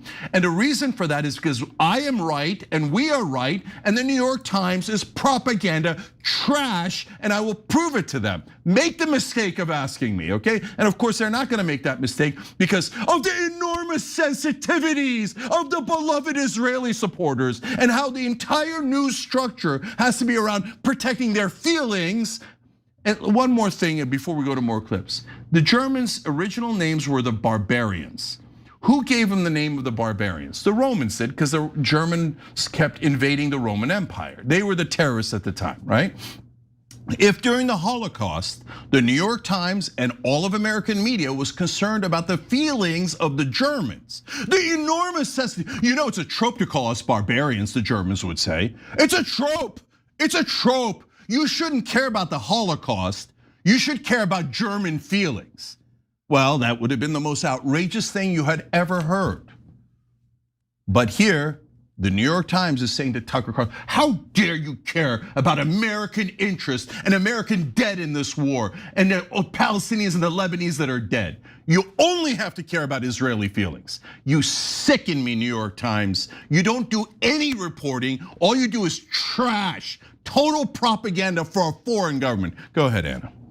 I just want to say, Lulu, just because you want to be a crappy reporter doesn't mean that others in the field also want to be crappy reporters. Yeah, but they all are. They all are. A lot of them are. A lot of them are. But real journalists don't care about the sensitivities of genociders. Okay, they want to ask questions. They want to get to the bottom of the truth, and that's what Tucker Carlson apparently wants to do. And he wanted to explain himself as she was asking these questions with the framing she was asking them in. Now, one of Tucker Carlson's most controversial in the eyes of Lulu interviews was the one that he carried out with the US ambassador to Israel, Mike Huckabee. So in that interview, Huckabee, a fanatical Christian Zionist, said that it would be totally fine if Israel carried out the Greater Israel Project, which of course means that Israel would take all of Palestine, all of Lebanon, and parts of Jordan, Saudi Arabia, and Turkey. It's an expansionist policy that would require slaughter of innocent people, displacement of innocent people, and the theft of land that doesn't belong to Israel. Now, Lulu should be a little bit interested in the fact that our ambassador to Israel told Tucker Carlson, yeah, Israel should just take it, not a big deal. But she's not concerned about that. She's not concerned about that. Instead, she's concerned about why Tucker Carlson would even ask that question in the first place. Let's watch. I'm not going to let you off on this because you have said it 3 times that God gave this land to this people. And so it is entirely fair for me with respect to ask, what land are you talking about? Because I just read Genesis 15, as I have many times. And that land, I think it says, from the Nile to the Euphrates, which is, once again, basically the entire Middle East. So God gave that land to his people, the Jews, or he didn't. You're saying he did. What does that mean? Does Israel have the right to that land? Because you're appealing to Genesis. You're saying that's the original deed. It would be fine if they took it all. Disgusting. It'll be fine. It would be fine if they took it all. Okay, so I wanted to show you guys that so you remember just how abhorrent and disgusting Mike Huckabee is. But Lulu has no problem with him. Her problem is with Tucker, right? How dare you ask him questions? He's representing Israel. But live in Israel, don't hurt their sensitivities. Okay, so let's go to that moment where she asks Tucker about this. Well, I mean, you did have exactly this contentious interview with Ambassador Huckabee. He's the ambassador to Israel, where you talked to him about Christian Zionism for quite some time. You were pressing him on if the modern state of Israel as a homeland for the Jewish people today has legal or biblical legitimacy. I was just wondering what you were trying to get at there. I was trying to get at an answer, which I couldn't get, and instead was accused of hate for trying to evoke an answer to a very simple question. And the question was, on what basis are you making this claim? People whose ancestors didn't live here now occupy the land. That's very common in history, by the way. I'm not even objecting to it. What I'm objecting to is the claim that it's God's will and that Israel, because of this, has the unique right to exist. Okay, where does that right come from? Well, the right comes from the Bible. Okay, well, I'm not a Bible scholar, but I've certainly read it a lot. And I said to him, what are the borders? Because my read of Genesis is that that's a big hunk of land. That's the Middle East. Does Israel have a right? Because you're referring to this text as the basis of the right to have that land. And he said, fine with me. So like on many levels, theological and diplomatic, kind of a big thing to say. The White House was annoyed that he said it out loud. I was grateful that he did because it's good to know what the terms are. And honestly, we live in such a perverse world where Tucker Carlson is trying to defend or explain himself for doing what you are supposed to do. And just again, going back to Lulu's take and the way she's handling this, are you not outraged that Mike Huckabee said what he said? Or are you just outraged that Tucker Carlson had the courage to ask the questions necessary to get at the answer, the honest answer that Huckabee gave us? Anna, she did it again. She's like, how dare you ask questions? What kind of reporter is this? She was the Israel-Palestine correspondent. And she just told you, she thinks it's offensive to ask Israel questions. Offensive to ask questions of the topic she's covering.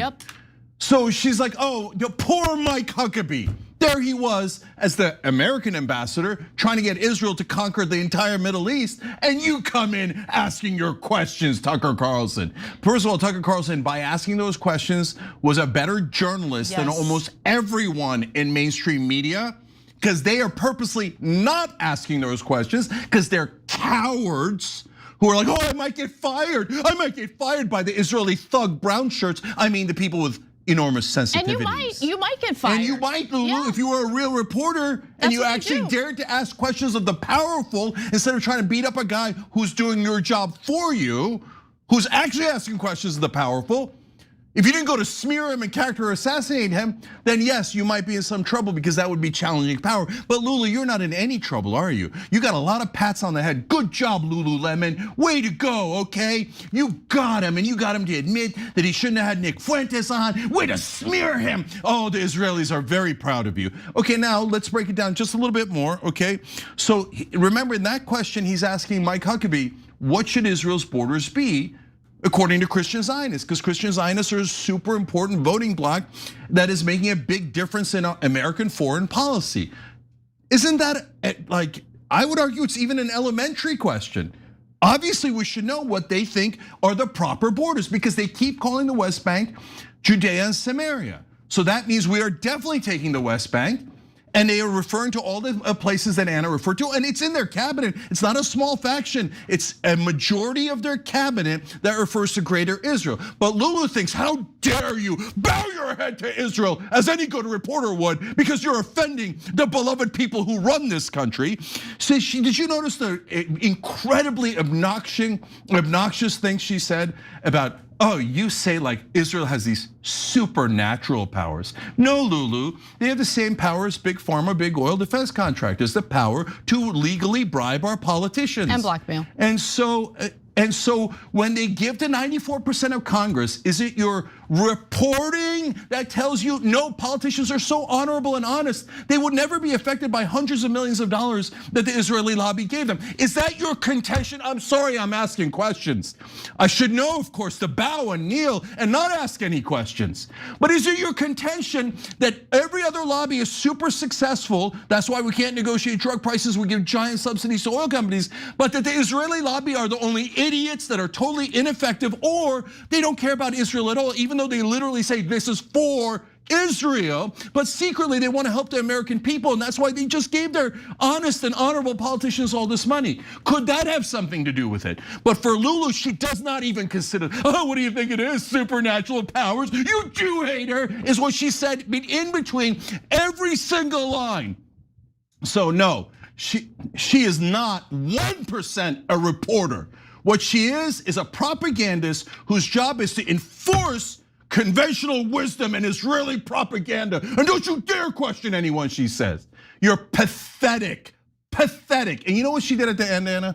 The very last question was, I talked to a lot of your friends and allies on the left and right, and they all say that you are a very different person. He is a different person. He's way better, okay? Yeah. He's way better because he realized that his views on foreign policy were garbage. He realized it was getting American soldiers killed on behalf of a foreign country. He realized he was advocating for the wrong things that hurt our country. And since he actually cares about our country before any other country, because of the fact that he cares about doing the right thing as someone who works in media, as opposed to caring too much about the sensitivities or the feelings of the people actually carrying out genocide and land theft. He asked questions that were actually relevant to the issue and woke a lot of people up on the right about how toxic our relationship with Israel happens to be. The reason I brought that up, Anna, is because she has a certain bubble that she's in, a certain class that she's in. Okay? She thinks she's the good guy. Yeah, she has bastardized the field of journalism by caring more about the feelings of people who have weaponized their identity specifically so they can provide cover for their genocidal acts. That's the reality, Lulu. That is the reality. You're not a journalist.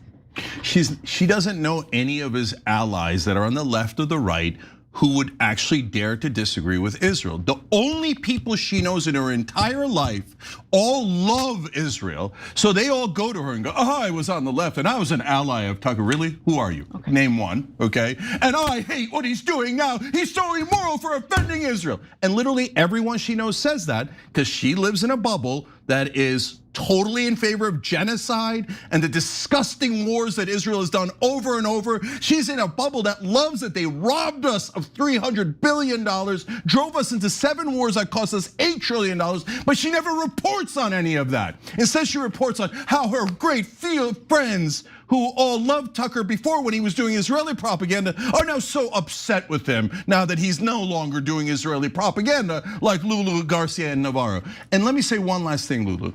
You intimated throughout that entire interview that you were more moral than Tucker Carlson, that you cared about the sensitivities of the genociders, and he didn't. He doesn't even care about just how offended he's made all the people in favor of genocide. How dare he? No, I accuse you, Lulu. You are the immoral one. Tucker is 1,000 times more moral than you are. Now, I've got 100 issues with the other the policies that he has, but at least he has enough decency to say it is un-Christian, it is undecent, it is immoral to kill the innocent, which none of you at the New York Times have that decency, including one of your columnists, Bret Stephens, that just went on Bill Maher's show and said, we gotta do regime change, more war for Israel, right? Right? But no, don't ask any questions. You might get fired at the New York Times if you dare to do any journalism. Instead, you do trash interviews like this one. We'll be back. Stop with the questions, celebrate. Woo!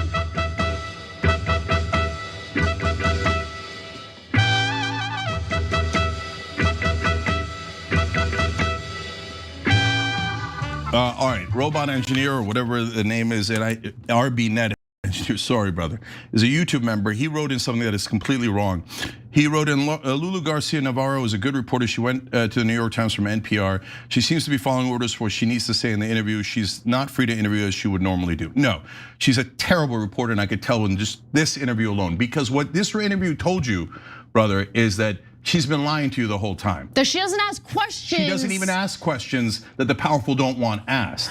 So all of her reporting was fake. It was all in favor of the powerful. She's been lying to you from day one. By the way, NPR is total trash when they talk about politics. No one hated Bernie Sanders more than MSNBC was #1, NPR was #2. Every single time, Bernie Sanders had no chance, radical outside. Who are you people? What happened to the goddamn banjo? No, she's a miserable problem. I love you, brother, though. I appreciate your opinion. Renee Marie Anderson Glenn writes in, anyone else watch Cenk on Sean Ryan? Good show. Thank you, brother. We appreciate it. That dropped today. Check it out. We'll put it on tyt.com/press. Faye Scott Smith says, I really don't trust people making over 25 million a year. I make way less than that, but that's where I have to draw the line in the sand. Look, it isn't about a number, guys. It's about, are they good guys or bad guys, right? And unfortunately, if there are any good guys, what'll happen is they'll send Lulu after them and go, oh, you're a billionaire helping people? In fact, they're literally doing that to Tom Steyer right now. So no, you have to bow your head to the worst, most disgusting rich people in this country, according to mainstream media. Hissy Fit X says, you do have an option. It's one I'm exercising right now. I'm staying put and not flying anywhere. I'm going to where I can get in my electric car, which admittedly isn't far. Yeah, they've taken all our options away. 30% of Americans have canceled their vacations thanks to Israel. We'll be back.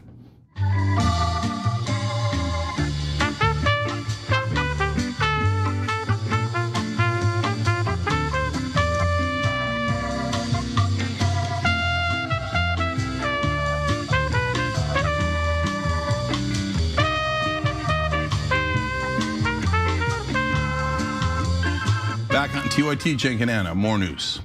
All right, let's talk about the Daily Wire firing a ton of workers. Truly, Ben Shapiro, you and the midget horse that you rode in on. And I say that on behalf of the world. This brother is not in the top 200 of online videos. I've never seen him in a ranking. Maybe his podcast is okay. I don't know if he's got any viewers left at all there or listeners. But in video, Daily Wire's a ghost. It's like a shade above Mark Levin. Following years of tension with former hosts and dwindling viewership, Ben Shapiro's The Daily Wire has taken enough of a beating that the company announced that they would be laying off workers. Now, we don't know the exact number of people who've been laid off, but it seems like it's quite a bit, and we'll get into the details in just a minute. But first, Cenk. So I run a digital media company, so I have a lot of sympathy for the people who got laid off today, and it is a tough industry. But I'm gonna tell you what actually happened. Anna's gonna give you the facts, and I'm gonna give you the context for how you judge those facts and why they're in the disastrous shape that they're in. Anna. So the announcement about the layoffs took place last Friday, and the Daily Wire announced these layoffs would take place across a number of teams at the company. Now it's, again, unclear how many employees were fired, but according to Candace Owens, who used to work at the Daily Wire and was fired herself not too long ago, says that it was a lot.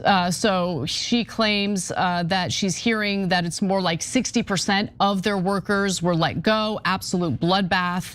Now, the Daily Wire's editor-in-chief, Brent Schur, disputed that and basically refused to say exactly how many people were laid off. Now, keep in mind that this comes after the company's round of layoffs last year in March. So the real question is why? Why did they let go of workers? Why did they announce these layoffs? Well, according to the Daily Wire's spokesperson, the cuts were largely concentrated at our Nashville production office. As the company has invested in new formats, locations, and production models, our footprint there has evolved. Over the last year, we have added production staff in DC, the Northeast, and Florida. This step allows us to focus on our resources on an ambitious slate of new entertainment projects set to release this year. Additionally, we will continue to invest in our editorial team and investigative journalism, where we have already added numerous new reporters across the country and established a DC bureau with a seat in the White House briefing room. Now, ironically, one of the first people to go public about these layoffs was their political reporter, Cameron Arcand, who's based in Washington, DC. So that kind of counters what we're hearing from the spokesperson. But nonetheless, Cameron wrote on X, "Hey friends, tough news to share. I was impacted by layoffs today at the Daily Wire, so I'm looking for opportunities in journalism/communications here in DC. Any suggestions are welcomed." I noticed that Brad Parscale, who used to work for the Trump administration and is now a registered foreign agent due to his propaganda work that he's doing on behalf of Israel, ended up responding to Cameron and said that he would be in touch. That's not good, but nonetheless, their viewership over at the Daily Wire has been suffering, to say the least. So channel analytics from vidIQ show Shapiro's YouTube channel attracting approximately 28 million views in the past 30 days, while shedding 20,000 subscribers in the same window. Independent trackers report monthly viewership reached approximately 170 million during the channel's late 2023 peak, a comparison that places the current decline at roughly 85%. And that viewership decline, by the way, started pretty soon after October 7th, but really ramped up after Candace Owens was fired for daring to call it genocide a genocide. And the subscriber impact became notable last year after Jeremy Boring stepped down from the company. So overall, the net loss of subscribers is at 20,000. Which is not good. And Ben Shapiro's channel, was based in the run-of-the-mill America First conservative agenda, but that all got challenged by the fact that Ben Shapiro, after October 7th, seemed to be preaching about things that weren't really America First and were Israel First. Here's Steve Bannon back in December talking about Ben Shapiro at a Turning Point USA event. Let's face it, Ben Shapiro is the farthest thing from MAGA. Let's be blunt. He is a hardcore never-Trumper. He's a hardcore never-Trumper. When President Trump gets sent back to Mar-a-Lago, the very first individual that jumped on the Ron DeSantis train, the Israel First train, was Ben Shapiro. He's consistently been against Trump, and now that President Trump doesn't back the Greater Israel Project. What is Greater Israel? It's not about Israel itself. It's about an expansionist Israel, an imperial Israel that Netanyahu and that crowd have thought up. And the Israel First crowd is Ben Shapiro, Tel Aviv Mark Levin, and many others that want to put that ahead of America's interests. I guess to be fair to Bannon, that was in December of 2025, about 3 months prior to Trump starting the war in Iran, which has been absolutely devastating for the United States and incredibly embarrassing. Trump is 100% Israel first. His actions prove it, and he is willing to hurt our own country for Israel, and he's proven that time and time again. Cenk. Okay, so context here on the numbers, both the viewers and the financial numbers. So first of all, digital media is a brutal industry, very hard to make it in this. As an LA Times reporter once said to me, your competition is a graveyard. So in fact, another multi-channel network just basically went under last week. So I have great sympathy for people running digital media companies, and the layoffs are brutal and the toughest things in the world. So that's your context for, to be fair to them, it's not an easy business, okay? Now, let's look at the numbers and see, yes, but how did they do within the context of that business? Well, there's, for example, about 10 left-wing shows in the top 50 of YouTube shows, right? Including us. Then there's big right-wing shows too. Tucker Carlson, Sean Ryan, PBD are almost always in the top 20. So it's not like you can't make it if you're on the left or the right. There's plenty of both on both sides. Ben Shapiro hasn't appeared in a top 200 list, Daily Wire, in a long, long time. Top 200, he's not in it, okay? So he is microscopic compared to some of the other shows that you've heard of. Like here, let's pick a random one, David Pakman, right? Like David does a great show, wonderful, I like him. He's on the left, everybody always has some disagreements, no problem. But he's not like a giant, right? David Pakman is like now leagues bigger than Daily Wire. Now, let me go to the financial side to give you a sense of like, whoa, what is going on in the world, right? So they got $100 million investment pretty recently. And they did like these movies with it. And we had an internal conversation here, or the executives did. We're like, do they see something we don't see? How the hell are they gonna make money from those movies and enough to make up $100 million as all the movie industry's cratering? And they can't possibly get enough subscribers, they can't possibly get enough views to make up for this money. And it turns out they couldn't, it's not even close. But if you're pro-Israel, money flows like there's no end. It's like this mighty stream. For us, $100 million would be game-changing, life-changing, everything-changing. We could be the #1 digital network easily if we had $100 million. But no one will give us anywhere near that kind of money because we don't support Israel. And I'm not joking and I'm not exaggerating. This is stuff that happens behind the scenes. If you're not in favor of Israel, you're not getting money. You're just like, it is super difficult because it's not like there are no choices, but the choices are greatly reduced. And the people that are left care a lot about, hey, how do you make a profit and return on investment, et cetera. There's no donations, there's no nothing if you're not in favor of Israel. If you're in favor of Israel, $100 million, no problem. You know what their valuation is, or was? $1 billion. Oh, come on. Then according to the viewership, we would be worth tens of billions of dollars. Are we? Brother, not even within planets of that. Not within planets of it, because we're not pro-Israel. This is insanity. More than half of our media is structured around whether you support that particular foreign country or not. And if you do, you get an ungodly sum of money that you could just burn by doing these nonsense projects that no one thought could work. And then you fire half your staff. And you get $1 billion valuation. I mean, when the Ellisons were buying Free Press, they said because Barry Weiss is pro-Israel that they would overpay, and they did by a factor of about 10x. What is this? This is insane. So don't worry, Ben. Your benefactors will pour more money into you, but they're a little aggrieved now because they paid for better propaganda than this, and you're not giving them the propaganda spread out far enough and effective enough that they bargained for. So they might have to pay someone else for propaganda going forward. There's no amount of propaganda that would convince someone with a soul that they should support a country that commits mass slaughter just so they can expand their borders. We've all seen it on 4K over the last 2.5 years. It's not stopping.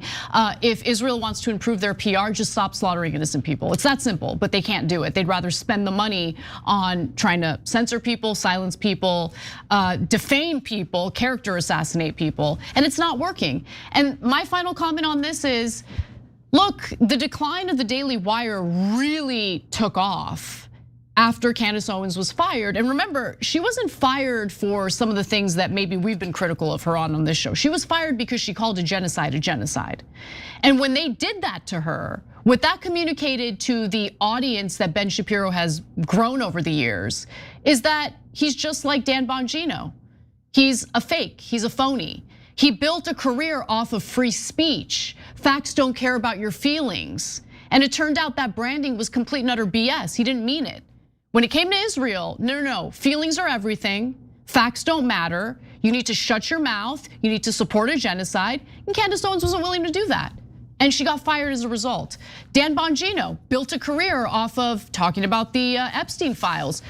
Finds himself in a position of power to actually do something about the Epstein files. And what did he do? He reneged on his promise to the American people, to the people who supported him. And now his podcast's not doing so well, is it? Sorry. Let me give you one piece of context. It comes from Candace Owens, and she's right about this. Graphic 10, she says those views, whatever little views that they have left, and every once in a while they'll pump up a video. Oh, look, we have 500,000 views on this video. She says those views are 100% purchases. He's been buying views for his main show, and you can tell by the comment ratio. And the fact that I know the person who bought ads per view at Daily Wire, I was wondering how long it was going to take for the bubble to burst. Now, to be fair to Daily Wire, this is a trick that a lot of digital media companies do. Another competitor of ours used to buy all their views, and then they would go to investors and go, give me another $1 billion because of all these views that I have. And in their metadata, they would put Young Turks, TYT, and Cenk so that people would watch their crap videos, okay? So there's a lot of scams that are run nonstop. And the investors are unfortunately so poorly informed that they will give to the scammers, they will give to the pro-Israel people, but you're running a real show like anyone in the top 50, right? Look, I talked to a lot of people in the top 50, and almost like a lot of them do not get any of that money because they're doing real shows that appeal to real people, and the powerful don't want that. They want you to do propaganda that is against the people and in their favor. So that's why they keep paying for propaganda that doesn't work and then goes bankrupt. All right, we gotta take one more break. When we come back, we'll give you an update on the latest country that Trump is trying to regime change, and it's not Iran, actually. Cuba.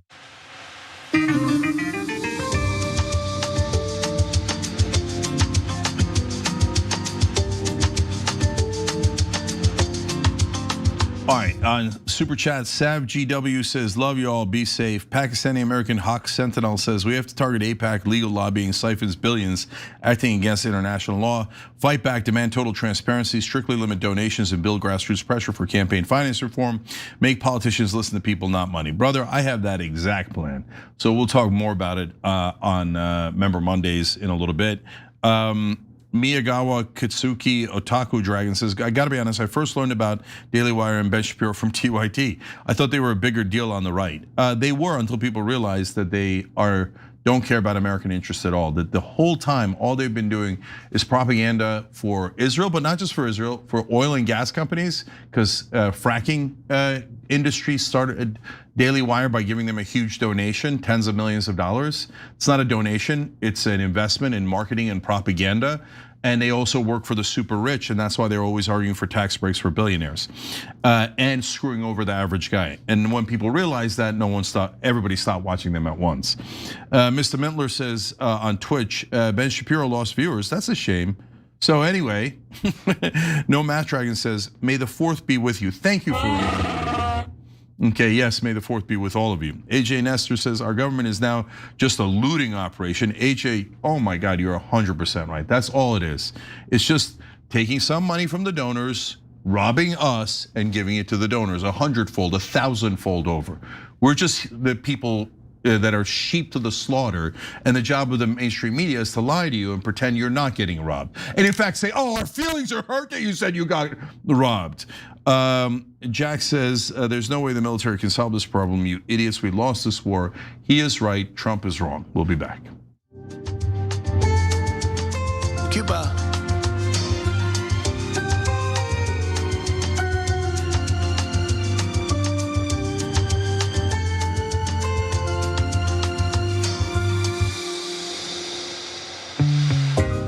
Back on TYT AC 22. Thank you for upgrading to producer level. You can join or upgrade through the join button. I know we don't have a lot of time, but I got to read this one. Nomad Bloom says, the YouTube member, I'm so glad that people are finally seeing through this facade of intellectualism that Ben Shapiro has. Now, I told you all along he was not an intellectual, but where did he get that moniker from? Oh, right, the New York Times. That did a glowing piece about him and how he was the king of the intellectual dark web. Barry Weiss wrote that piece. Oh, that's so weird how all of these pro-Israeli people inside the New York Times and mainstream media hype themselves up and elevate themselves and bring down anyone who would be opposed to Israel. But remember, Israel has no control over our media. That is very offensive. Anna.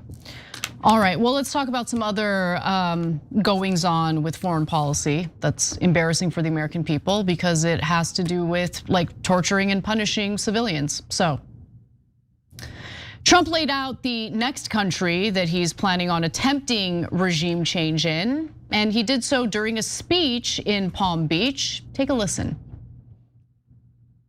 Cuba, which we will be taking over almost immediately.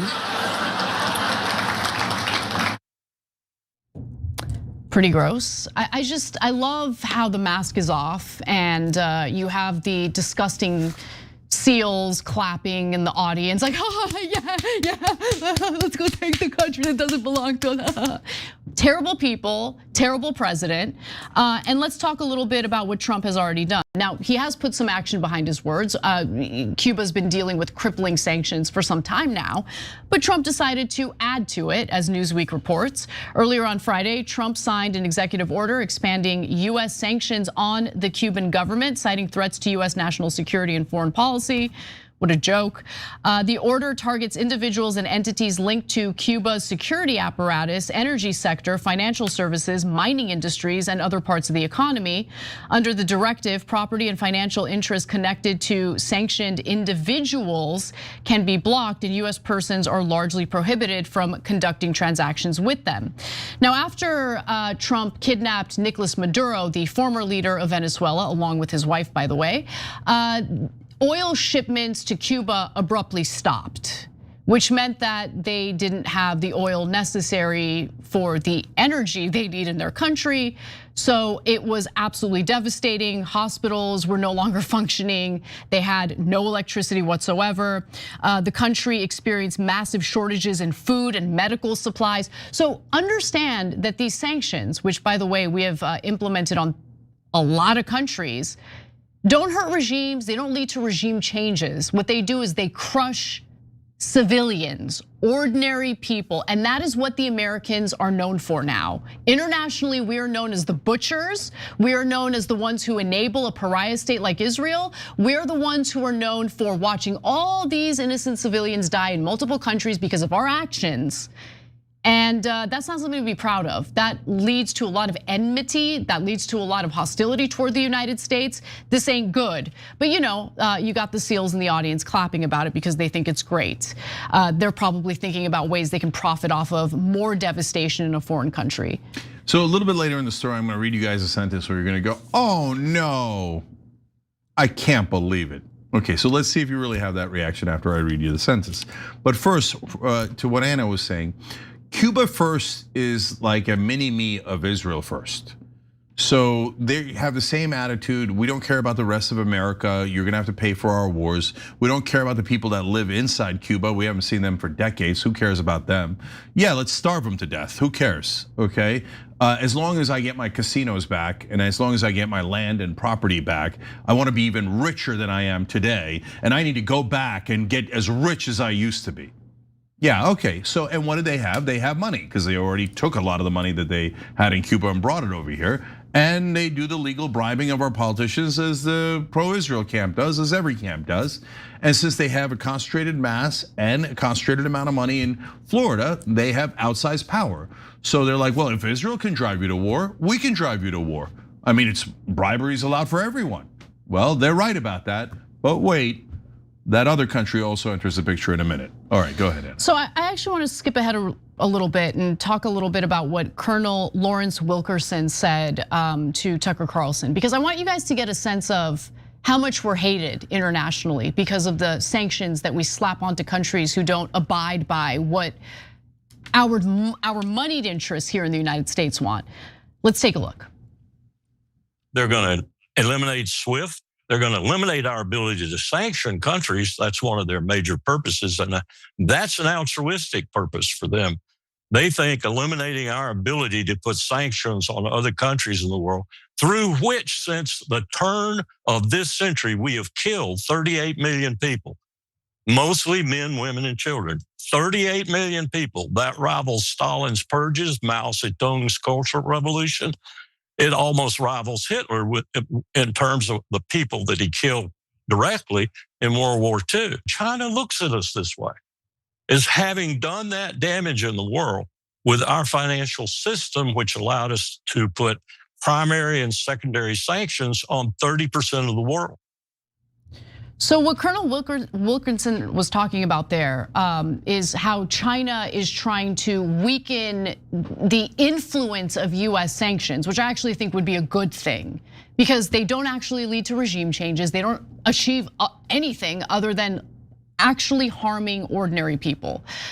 So if there's an international player that can do away with that influence and help countries, the civilians in these countries that have been harmed by us, that would be a wonderful thing, actually. But go ahead, Cenk. Okay, so I'm reading this long article about Cuba, and out pops this sentence. US officials have also pointed to alleged ties between Havana, Iran, and groups such as Hezbollah. Okay, there goes Cuba. Okay, so what is this, man? So what, like one Iranian dude or one drone went from Cuba to Hezbollah or something, and now Cuba's on the chopping block.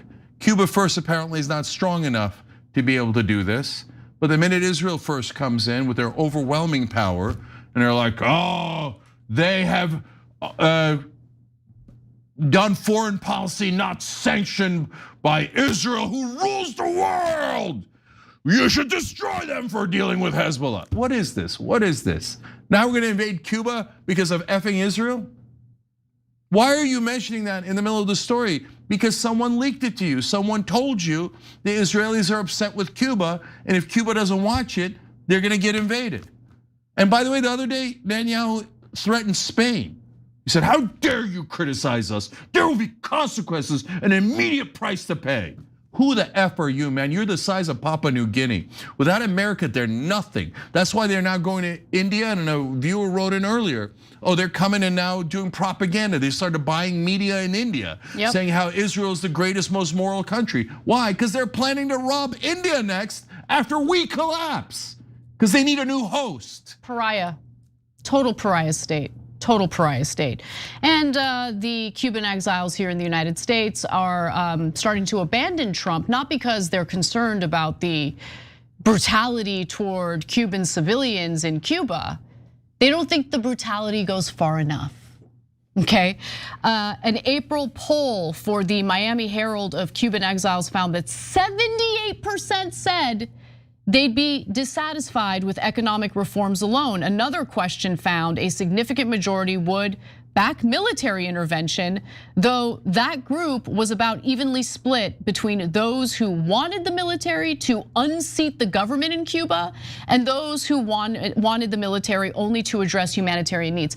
Let me just pause and say this. For the US officials who are absolutely certain that Cuba's political system would never work, that communism would never work in that country, they've got a funny way of showing it.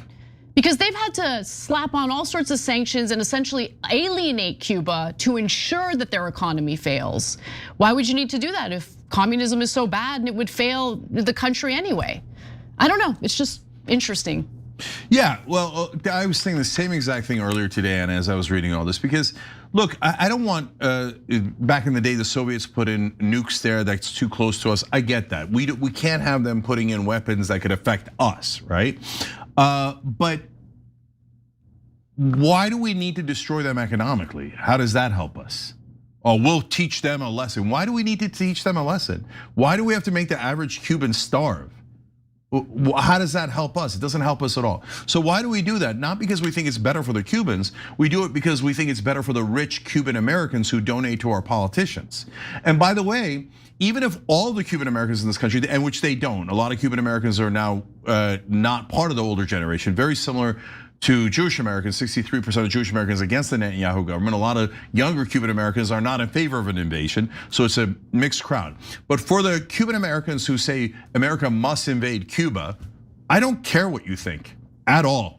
So go vote, and if you've got enough votes, then you'll be able to execute that plan. If you have enough Americans supporting you, then okay, you'll make a better case than us, and then we'll go to war against Cuba. But if you say, no, you have to do it for me because I gave money to a politician, we don't have to do anything for you, man. That's not how it works.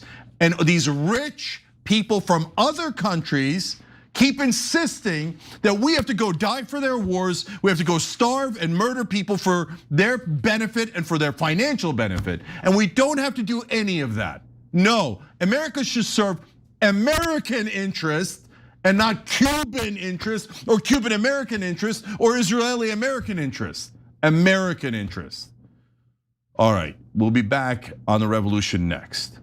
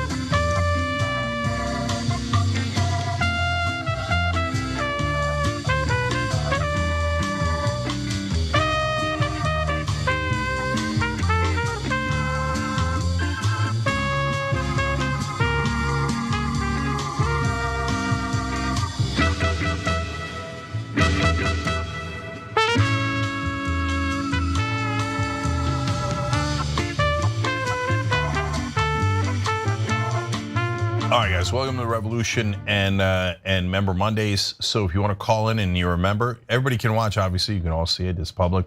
But if you want to call in, you go to tyt.com/call. You got to be a member to do it. Either hit the join button in order to become a member, or tyt.com/join. Okay.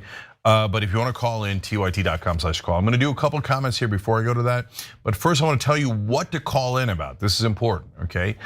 So what we want to do is take action together, do the best we can. Guys, we're not gonna win this fight in one day. We're not gonna win it with one action, but we build this temple one brick at a time, okay? So today, what I want you to do is find the name of your representative, and whatever social media outlet you use, find his social media handle. I swear to you, it's not that hard. It's just a Google search. Who's your representative? And find their either X handle, Instagram handle, whatever social media you're on. And what I want you to do is just send him a note saying, if you vote for any money going towards this war, I will never vote for you again, okay? I am completely against this war. Use it, any language that's right for you, and just tell him there's gonna be consequences. Then don't say it like in a way that scares them, that's physical or violent, etc. But like political consequences if you're backing this war. We don't want this war. This war is a disaster. It's going to lead to an economic collapse. And when you do, use the hashtag United Against War, okay? So if you want to send them our pledge to, or you want to be involved in the pledge, tyt.com/United Against War or unitedagainstwar.com. Either one will bring you to that. And so what we're saying in that pledge is, if you vote for a war with Iran, whether you authorize it or you fund it, we're never gonna vote for you again. It's not a big ask, it's not a controversial ask. We definitely don't want a war, and if you finance a war, then you're a war pig, and we're against you, and you've betrayed us, so why the hell would I vote for you? And it's not a small thing. It's not like, oh, this is a tiny little regulation, or hey, that's something that's related to food coloring product, and it's important, and it leads to some disease, but it's one of 100 priorities at the Health and Human Services. No, this is a war where people die, and we spend hundreds of billions of dollars. This war has no use for America. We have absolutely no interest in it. And so there's a double whammy. If anyone who votes to finance this war, they've betrayed their voters, especially if they're Democrats who are universally against this war. And now huge numbers of Republicans are against it, or almost all the independents are against it. So number one, you're betraying us. And number two, it shows me that you're not working for us at all. Because no politician in their right mind would vote to finance a war that is this deeply unpopular. The only reason they do that is because they were bribed by a foreign government to betray you. So you'd have to be out of your minds to ever vote for anyone who votes for $1 for this war or $1 for Israel. Because what they're saying is, elect me and I will screw you over in the biggest way possible. I will take your money, I will steal your money, and I will give it to a foreign government that bribed me. Yes, that is what an overwhelming majority of Democrats and almost all of the Republicans in Congress have done for my whole life. Robbed us blind to give it to their benefactors, the donors who support Israel over America, instead of America. Not in alliance with America, not the same interest. Their interest is to rob us of every dollar we have. $320 billion robbery so far. The greatest robbery that this country has ever seen. And $8 trillion for the global war on Israel's neighbors. And that is exactly what it is. And I debate about this, I keep on having debates about it.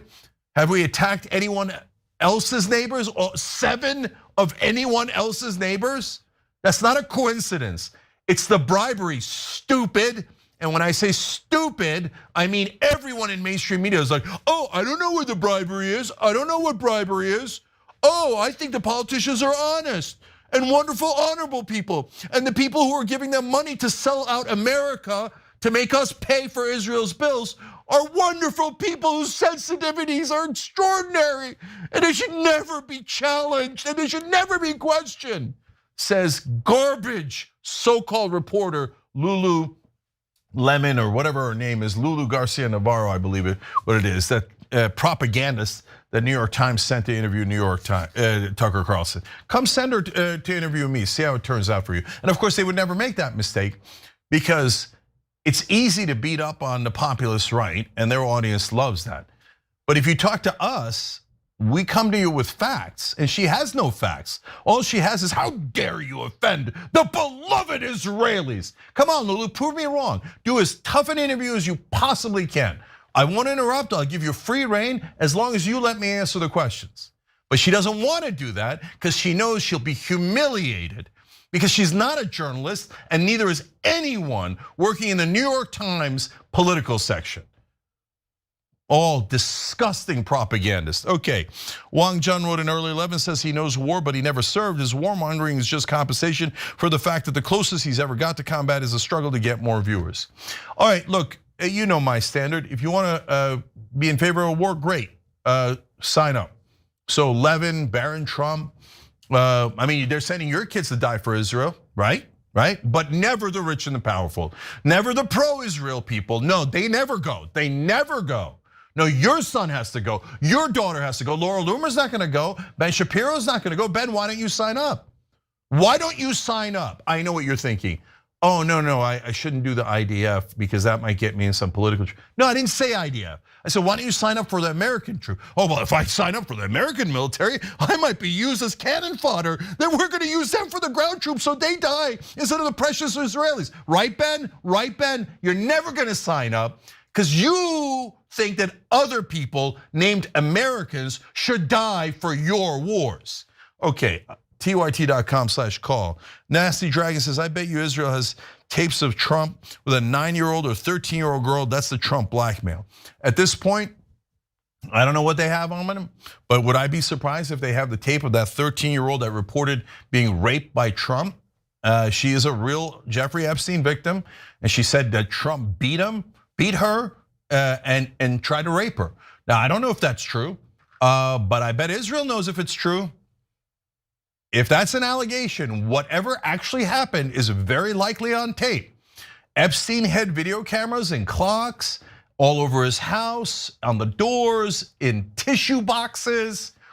But the morons at the New York Times, the liars in mainstream media go, oh, I don't know that he taped anything. I'm not gonna ask any questions. No. Well, who would he tape it for? He procured cyber weapons for Israel. He did a deal with Israel, with Mongolia, with Russia, with the UAE. Every deal he did was for Israel. But shush, don't ever question the Israelis, says the monsters who are in our mainstream media pretending to be reporters.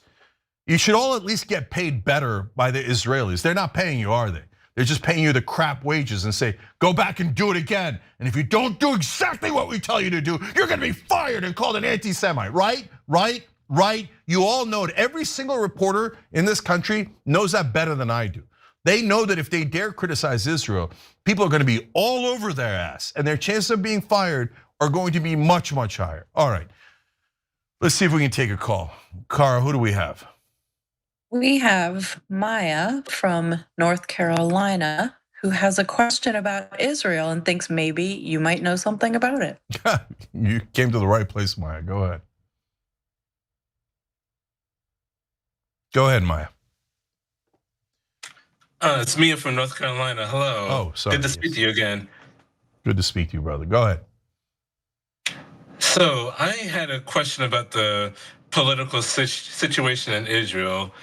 I asked this earlier in the Discord and everyone told me no, but it's insane to me. So I was wondering if there's an opposition party to the Likud party in Israel, Benjamin Netanyahu's, Bezalel Smotrich, Itamar Ben-Gvir's, like their party in Israel. If there's like any political party in Israel that is like, hey, the genocide in Gaza, trying to annex Syria and the West Bank and Lebanon, it's actually making us less safe. So maybe we shouldn't be doing that.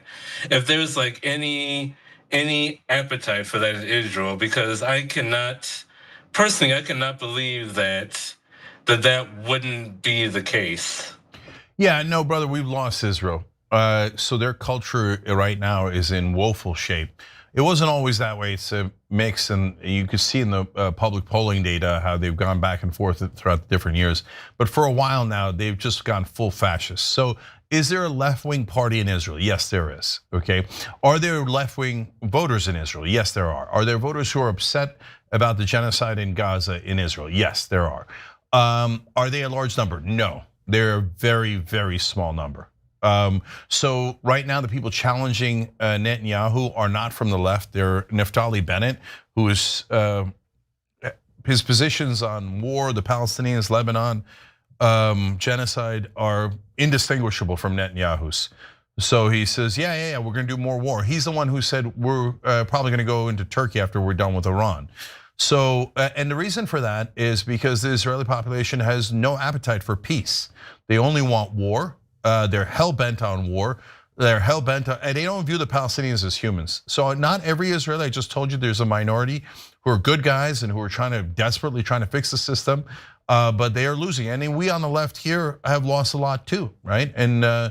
And we've been in that situation. I was in that situation during the Iraq War, where everyone was crazed and wanted to go into Iraq because mainstream media lied to them and told them that Iraq attacked us on 9/11 and they had weapons of mass destruction and they were going to kill us all, and that we needed to do that for beloved Israel. Oh, I mean America. Sure, support the troops. So I've been there. I understand how the culture swings, but right now it has swung in the direction of unmitigated fascism. And so when there's a fascist craze in a country and this moves around the globe, it is not religious or based on any nationality or background, okay? It happens to be in Israel now because they have unlimited power and an endless victim complex. And so those are the two lethal things you need for fascism to take hold, just like they did in Germany and many other places, in Serbia, etc. So, and when you have a fascist culture, if anyone is trying to stop you from more war and more atrocities, they will be banished and ostracized and shunned. And that is what is happening to the Israeli left. And they get called Jew haters, they get called anti-Semites, even though they're Jewish and Israeli citizens. So no, they have no chance of winning the elections at all. The next person who wins the Israeli elections will be a monster, guaranteed. There are no choices that are anywhere near close to winning that aren't genocidal monsters. Because that is what, it breaks my heart, but it is indisputable based on the polling. That is what the Israelis want. They only want options that are genocidal monsters. So that's where we are. All right, hope I answered your question, even though it was a depressing answer. Cara, who's next?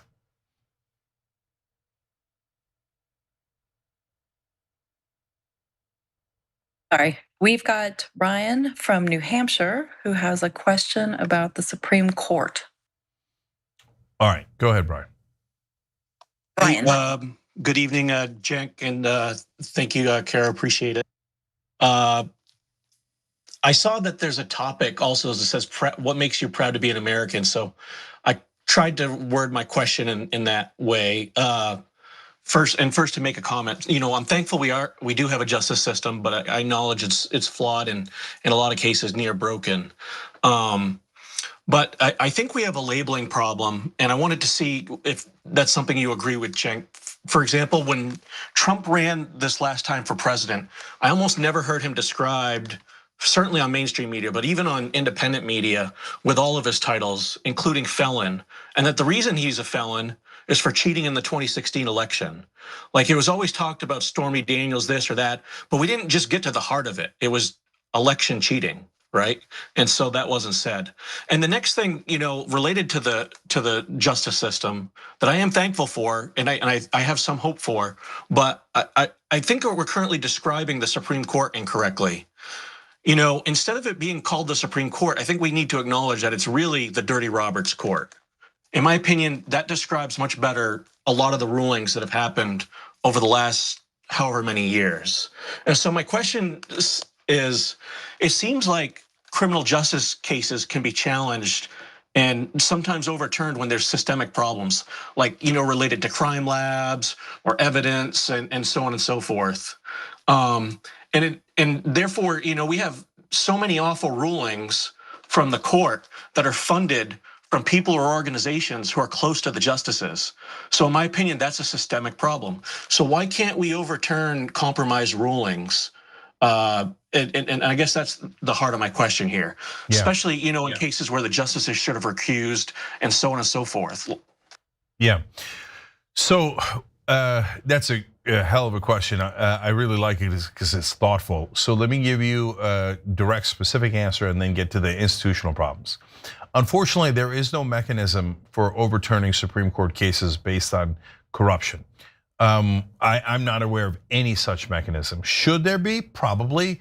Who would write that into law? Presumably Congress.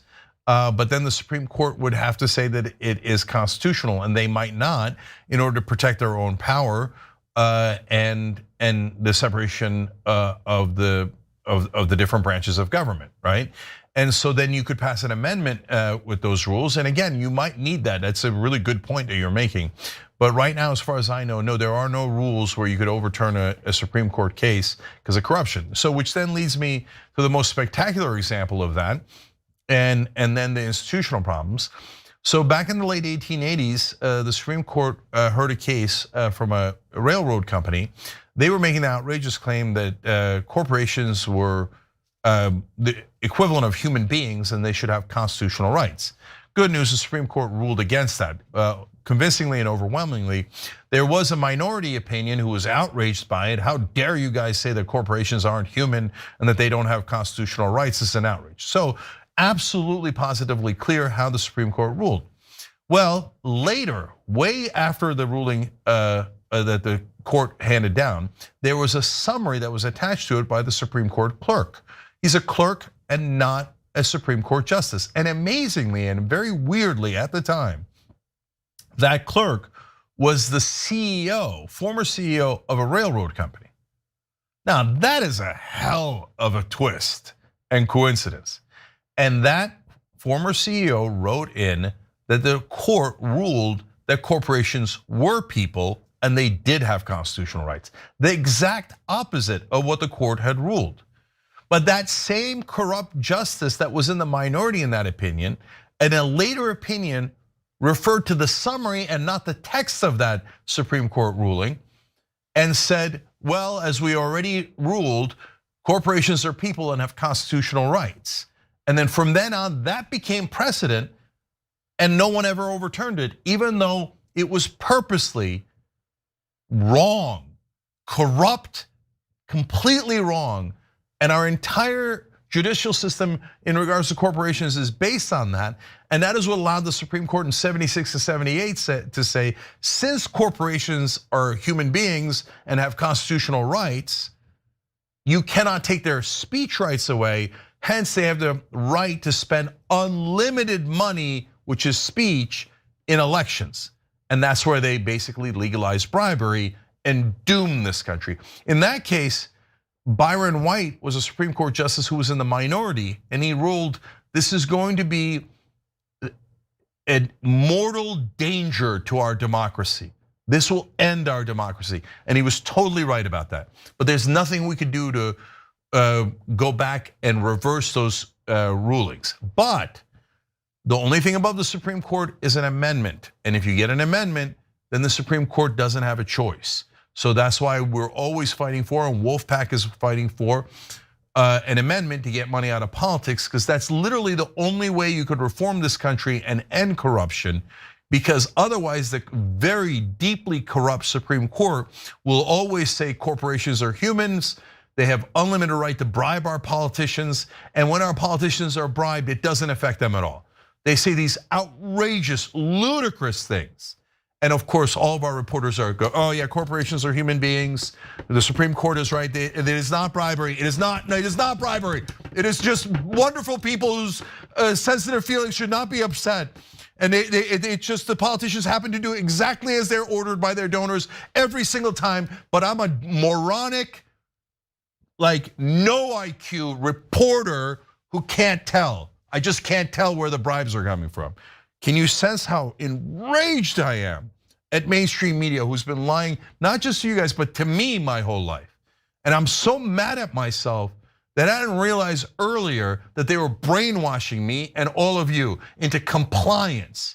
I should have noticed that instead of asking questions, they were blocking questions. Instead of questioning the government, they were saying, you're not allowed to question the government. And if you do, you're a conspiracy theorist.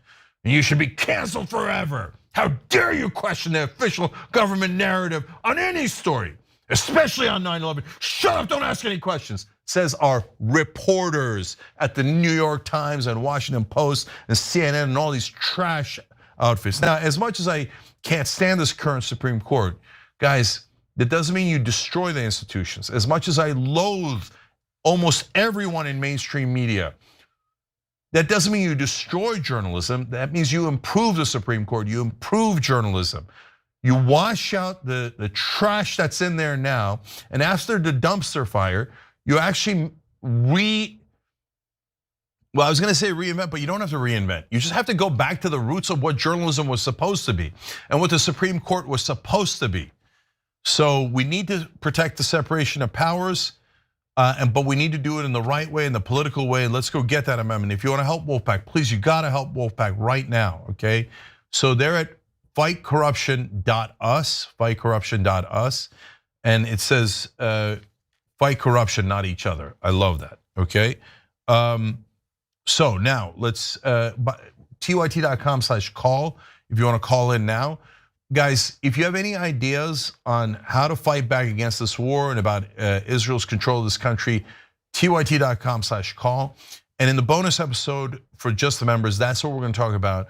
What makes you proud to be an American? Because I don't want you guys to get down on this country. This country's got comeback in it, okay? And I'm gonna tell you why. And I think that there's good reasons why you should be excited about that comeback. And I think you should believe in this country. That doesn't mean you believe in the corrupt that are currently running this country. All right, Cara, who's next? Professor Rich from Austin. All right, hey, Professor Rich, how you doing? I feel like I've talked to Professor Rich before. Go ahead, brother. I think I'm trying to move him onto the stage. It's not working. Yeah, look, whenever we try new things like this is a couple of weeks old. There's always a little couple of hiccups and.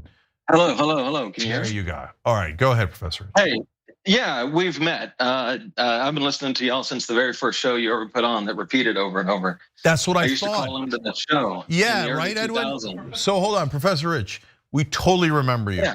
Edwin remembers you, I remember you. And I remember thinking, isn't this brother from like the early days? And it turns out you are. Like day one, like day one. Anyway, one of the reasons I'm calling is just saying I'm still around. I saw you when you came for South by Southwest one time. And I used to call in sometimes back when y'all did, call-ins pretty regularly. And I would, kind of maybe add on or to some of your points. I would like to say there's actually a second way possibly to handle the Supreme Court, although I don't think it's particularly likely at all.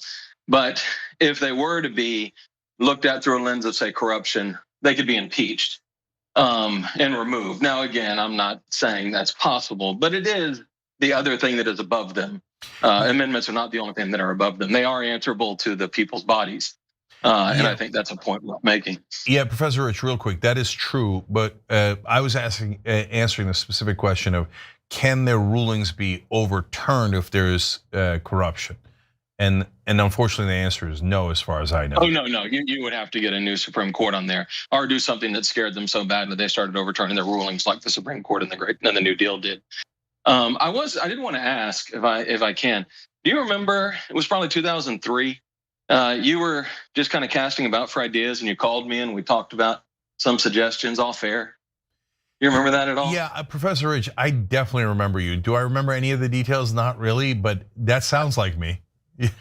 Yeah. Anyway, it was So anyway, I really just wanted to call and say I've been listening every day now for how many years is it? I'll tell you this.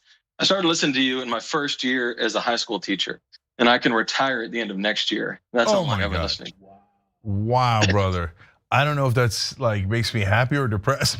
But no, I'll tell you what though, seriously, thank you, brother. Thank you for being here literally from day one and watching every show for 24 years. That is amazing. That is amazing. So I'm so happy you called in. Great to hear from you again. Yeah, and you asked about things that make me proud to be an American. You may recall I'm a popular music historian. I actually teach history of rock and roll at college sometimes. And that's something that makes me proud to be an American. I think we have a lot of awesome culture. If you see Ben, let him know, because I know he's not listening, that I got to see Bruce Springsteen for the first time last week. That's American. Bruce and the show and his fandom is as American as anything gets. And that's something, even though I'm from Texas and he's a New Jersey guy, that I think we can all be proud of. Oh, I love that. And I will pass that on to Ben. And it's amazing that you have that example, because on the Sean Ryan show that came out today, which I recorded, was it last week or the week before? Anyway, one of the examples that I gave of a left-wing patriot was Bruce Springsteen. Absolutely. Very much a patriot, very much about his love for this country. So anyway, I appreciate the time. It was great to talk to you again. And who knows, maybe I'll talk to you again or see you down the road somewhere, but I'll keep listening. All right, amazing. Much love, brothers. Yeah. Hope to see you soon. Okay, let's keep going. tyt.com/call. You got to be a member to call, but everybody can watch. But then we're going to go to bonus episode in a minute. Let me take one more call here in the regular show. All right, we've got Christiana from Appleton, Wisconsin. Hey, Christiana, go ahead. Hello. So do you like what's his name? The short guy who was on the Bill Clinton administration? Oh, Robert Reich? Yeah, he was talking about expanding the Supreme Court. I don't know how you thought about that. Yeah, sorry that I could identify him as a short guy. Sorry, Bob. But so Robert Reich is a wonderful guy. He was the labor secretary for Clinton. He's a true progressive. There are a couple of things that I disagree with him on, and expanding the Supreme Court is one of them. So if we expand it, they're going to expand it. There's no end to expanding it. So look, we just got to win. We got to win enough races, and we've got to pass an amendment, and we got to do things the right way. So I just don't love that plan. I just don't see where it ends logically.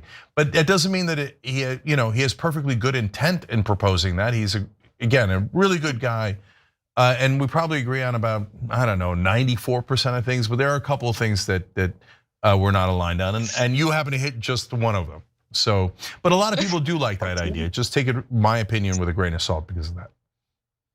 Also, one more thing. My uncle's friend, I don't know if you've heard of him, Wally Brewster, James Brewster. That does sound familiar. Who is that? He was one of the top donors for the Obama campaign in 2012. I've been wanting to out him politically to you for like 13 years. He and his husband, one of them works in real estate and the other one's a developer. And they have a mansion in the Dominican Republic. So guess what Obama made him? Ambassador to the Dominican Republic. Yep. How did I know? Yep. Oh, that's so weird that I could tell. I'm sorry if I offended his sensitivities, though. I apologize ahead of time to the New York Times for offending the sensitivity of any donor. Yeah, it's open bribery. Look, to be fair to your relative there, at least they got gay marriage legalized because they bribed Obama enough that Obama was like, oh, okay, I was pretending to be a bigot, but fine. You guys have given me enough bribes, I will now make gay marriage legal. So that was a good thing. Yeah. It's a rare time where money in politics has helped a tiny bit. I had a feeling he bribed them to make gay marriage legal. Yeah, I mean, I hope they did. Yeah. I hope it wasn't just to get more real estate tax exemptions, et cetera, but probably both. Right. But I don't know their intentions, and I don't know them. Yes. What's that? He's my uncle. He's one of my uncle's friends. He's not my uncle. Oh, okay. Oh, I don't want to besmirch your uncle. One of your uncle's friends. Okay. Good. Yeah. Okay. Yeah. All right. Thank you. I appreciate it. All right, guys. One more time, please find your congressman or senator or both. It's just a super simple Google search, and then find any kind of social media you're using, what their handle is on that particular social media. Again, a simple Google search. And then write them a note saying, if you vote for or finance this war in any way, shape, or form, I am not going to ever vote for you. And use the hashtag United Against War so we can keep track. And go and sign the pledge at unitedagainstwar.com. All right, for the members, stay right here. We're gonna go to the bonus episode, and in the bonus episode, I'm gonna take more of your calls. You could ask random questions, nothing wrong with that. You're all members, you earned it. And we could have this conversation and I'll give you my answer too about what makes me proud to be an American. But I wanna hear more from you guys. So let's do that now. If you're not a member yet, hit the join button below on YouTube or tyt.com/join, and we'll see you there.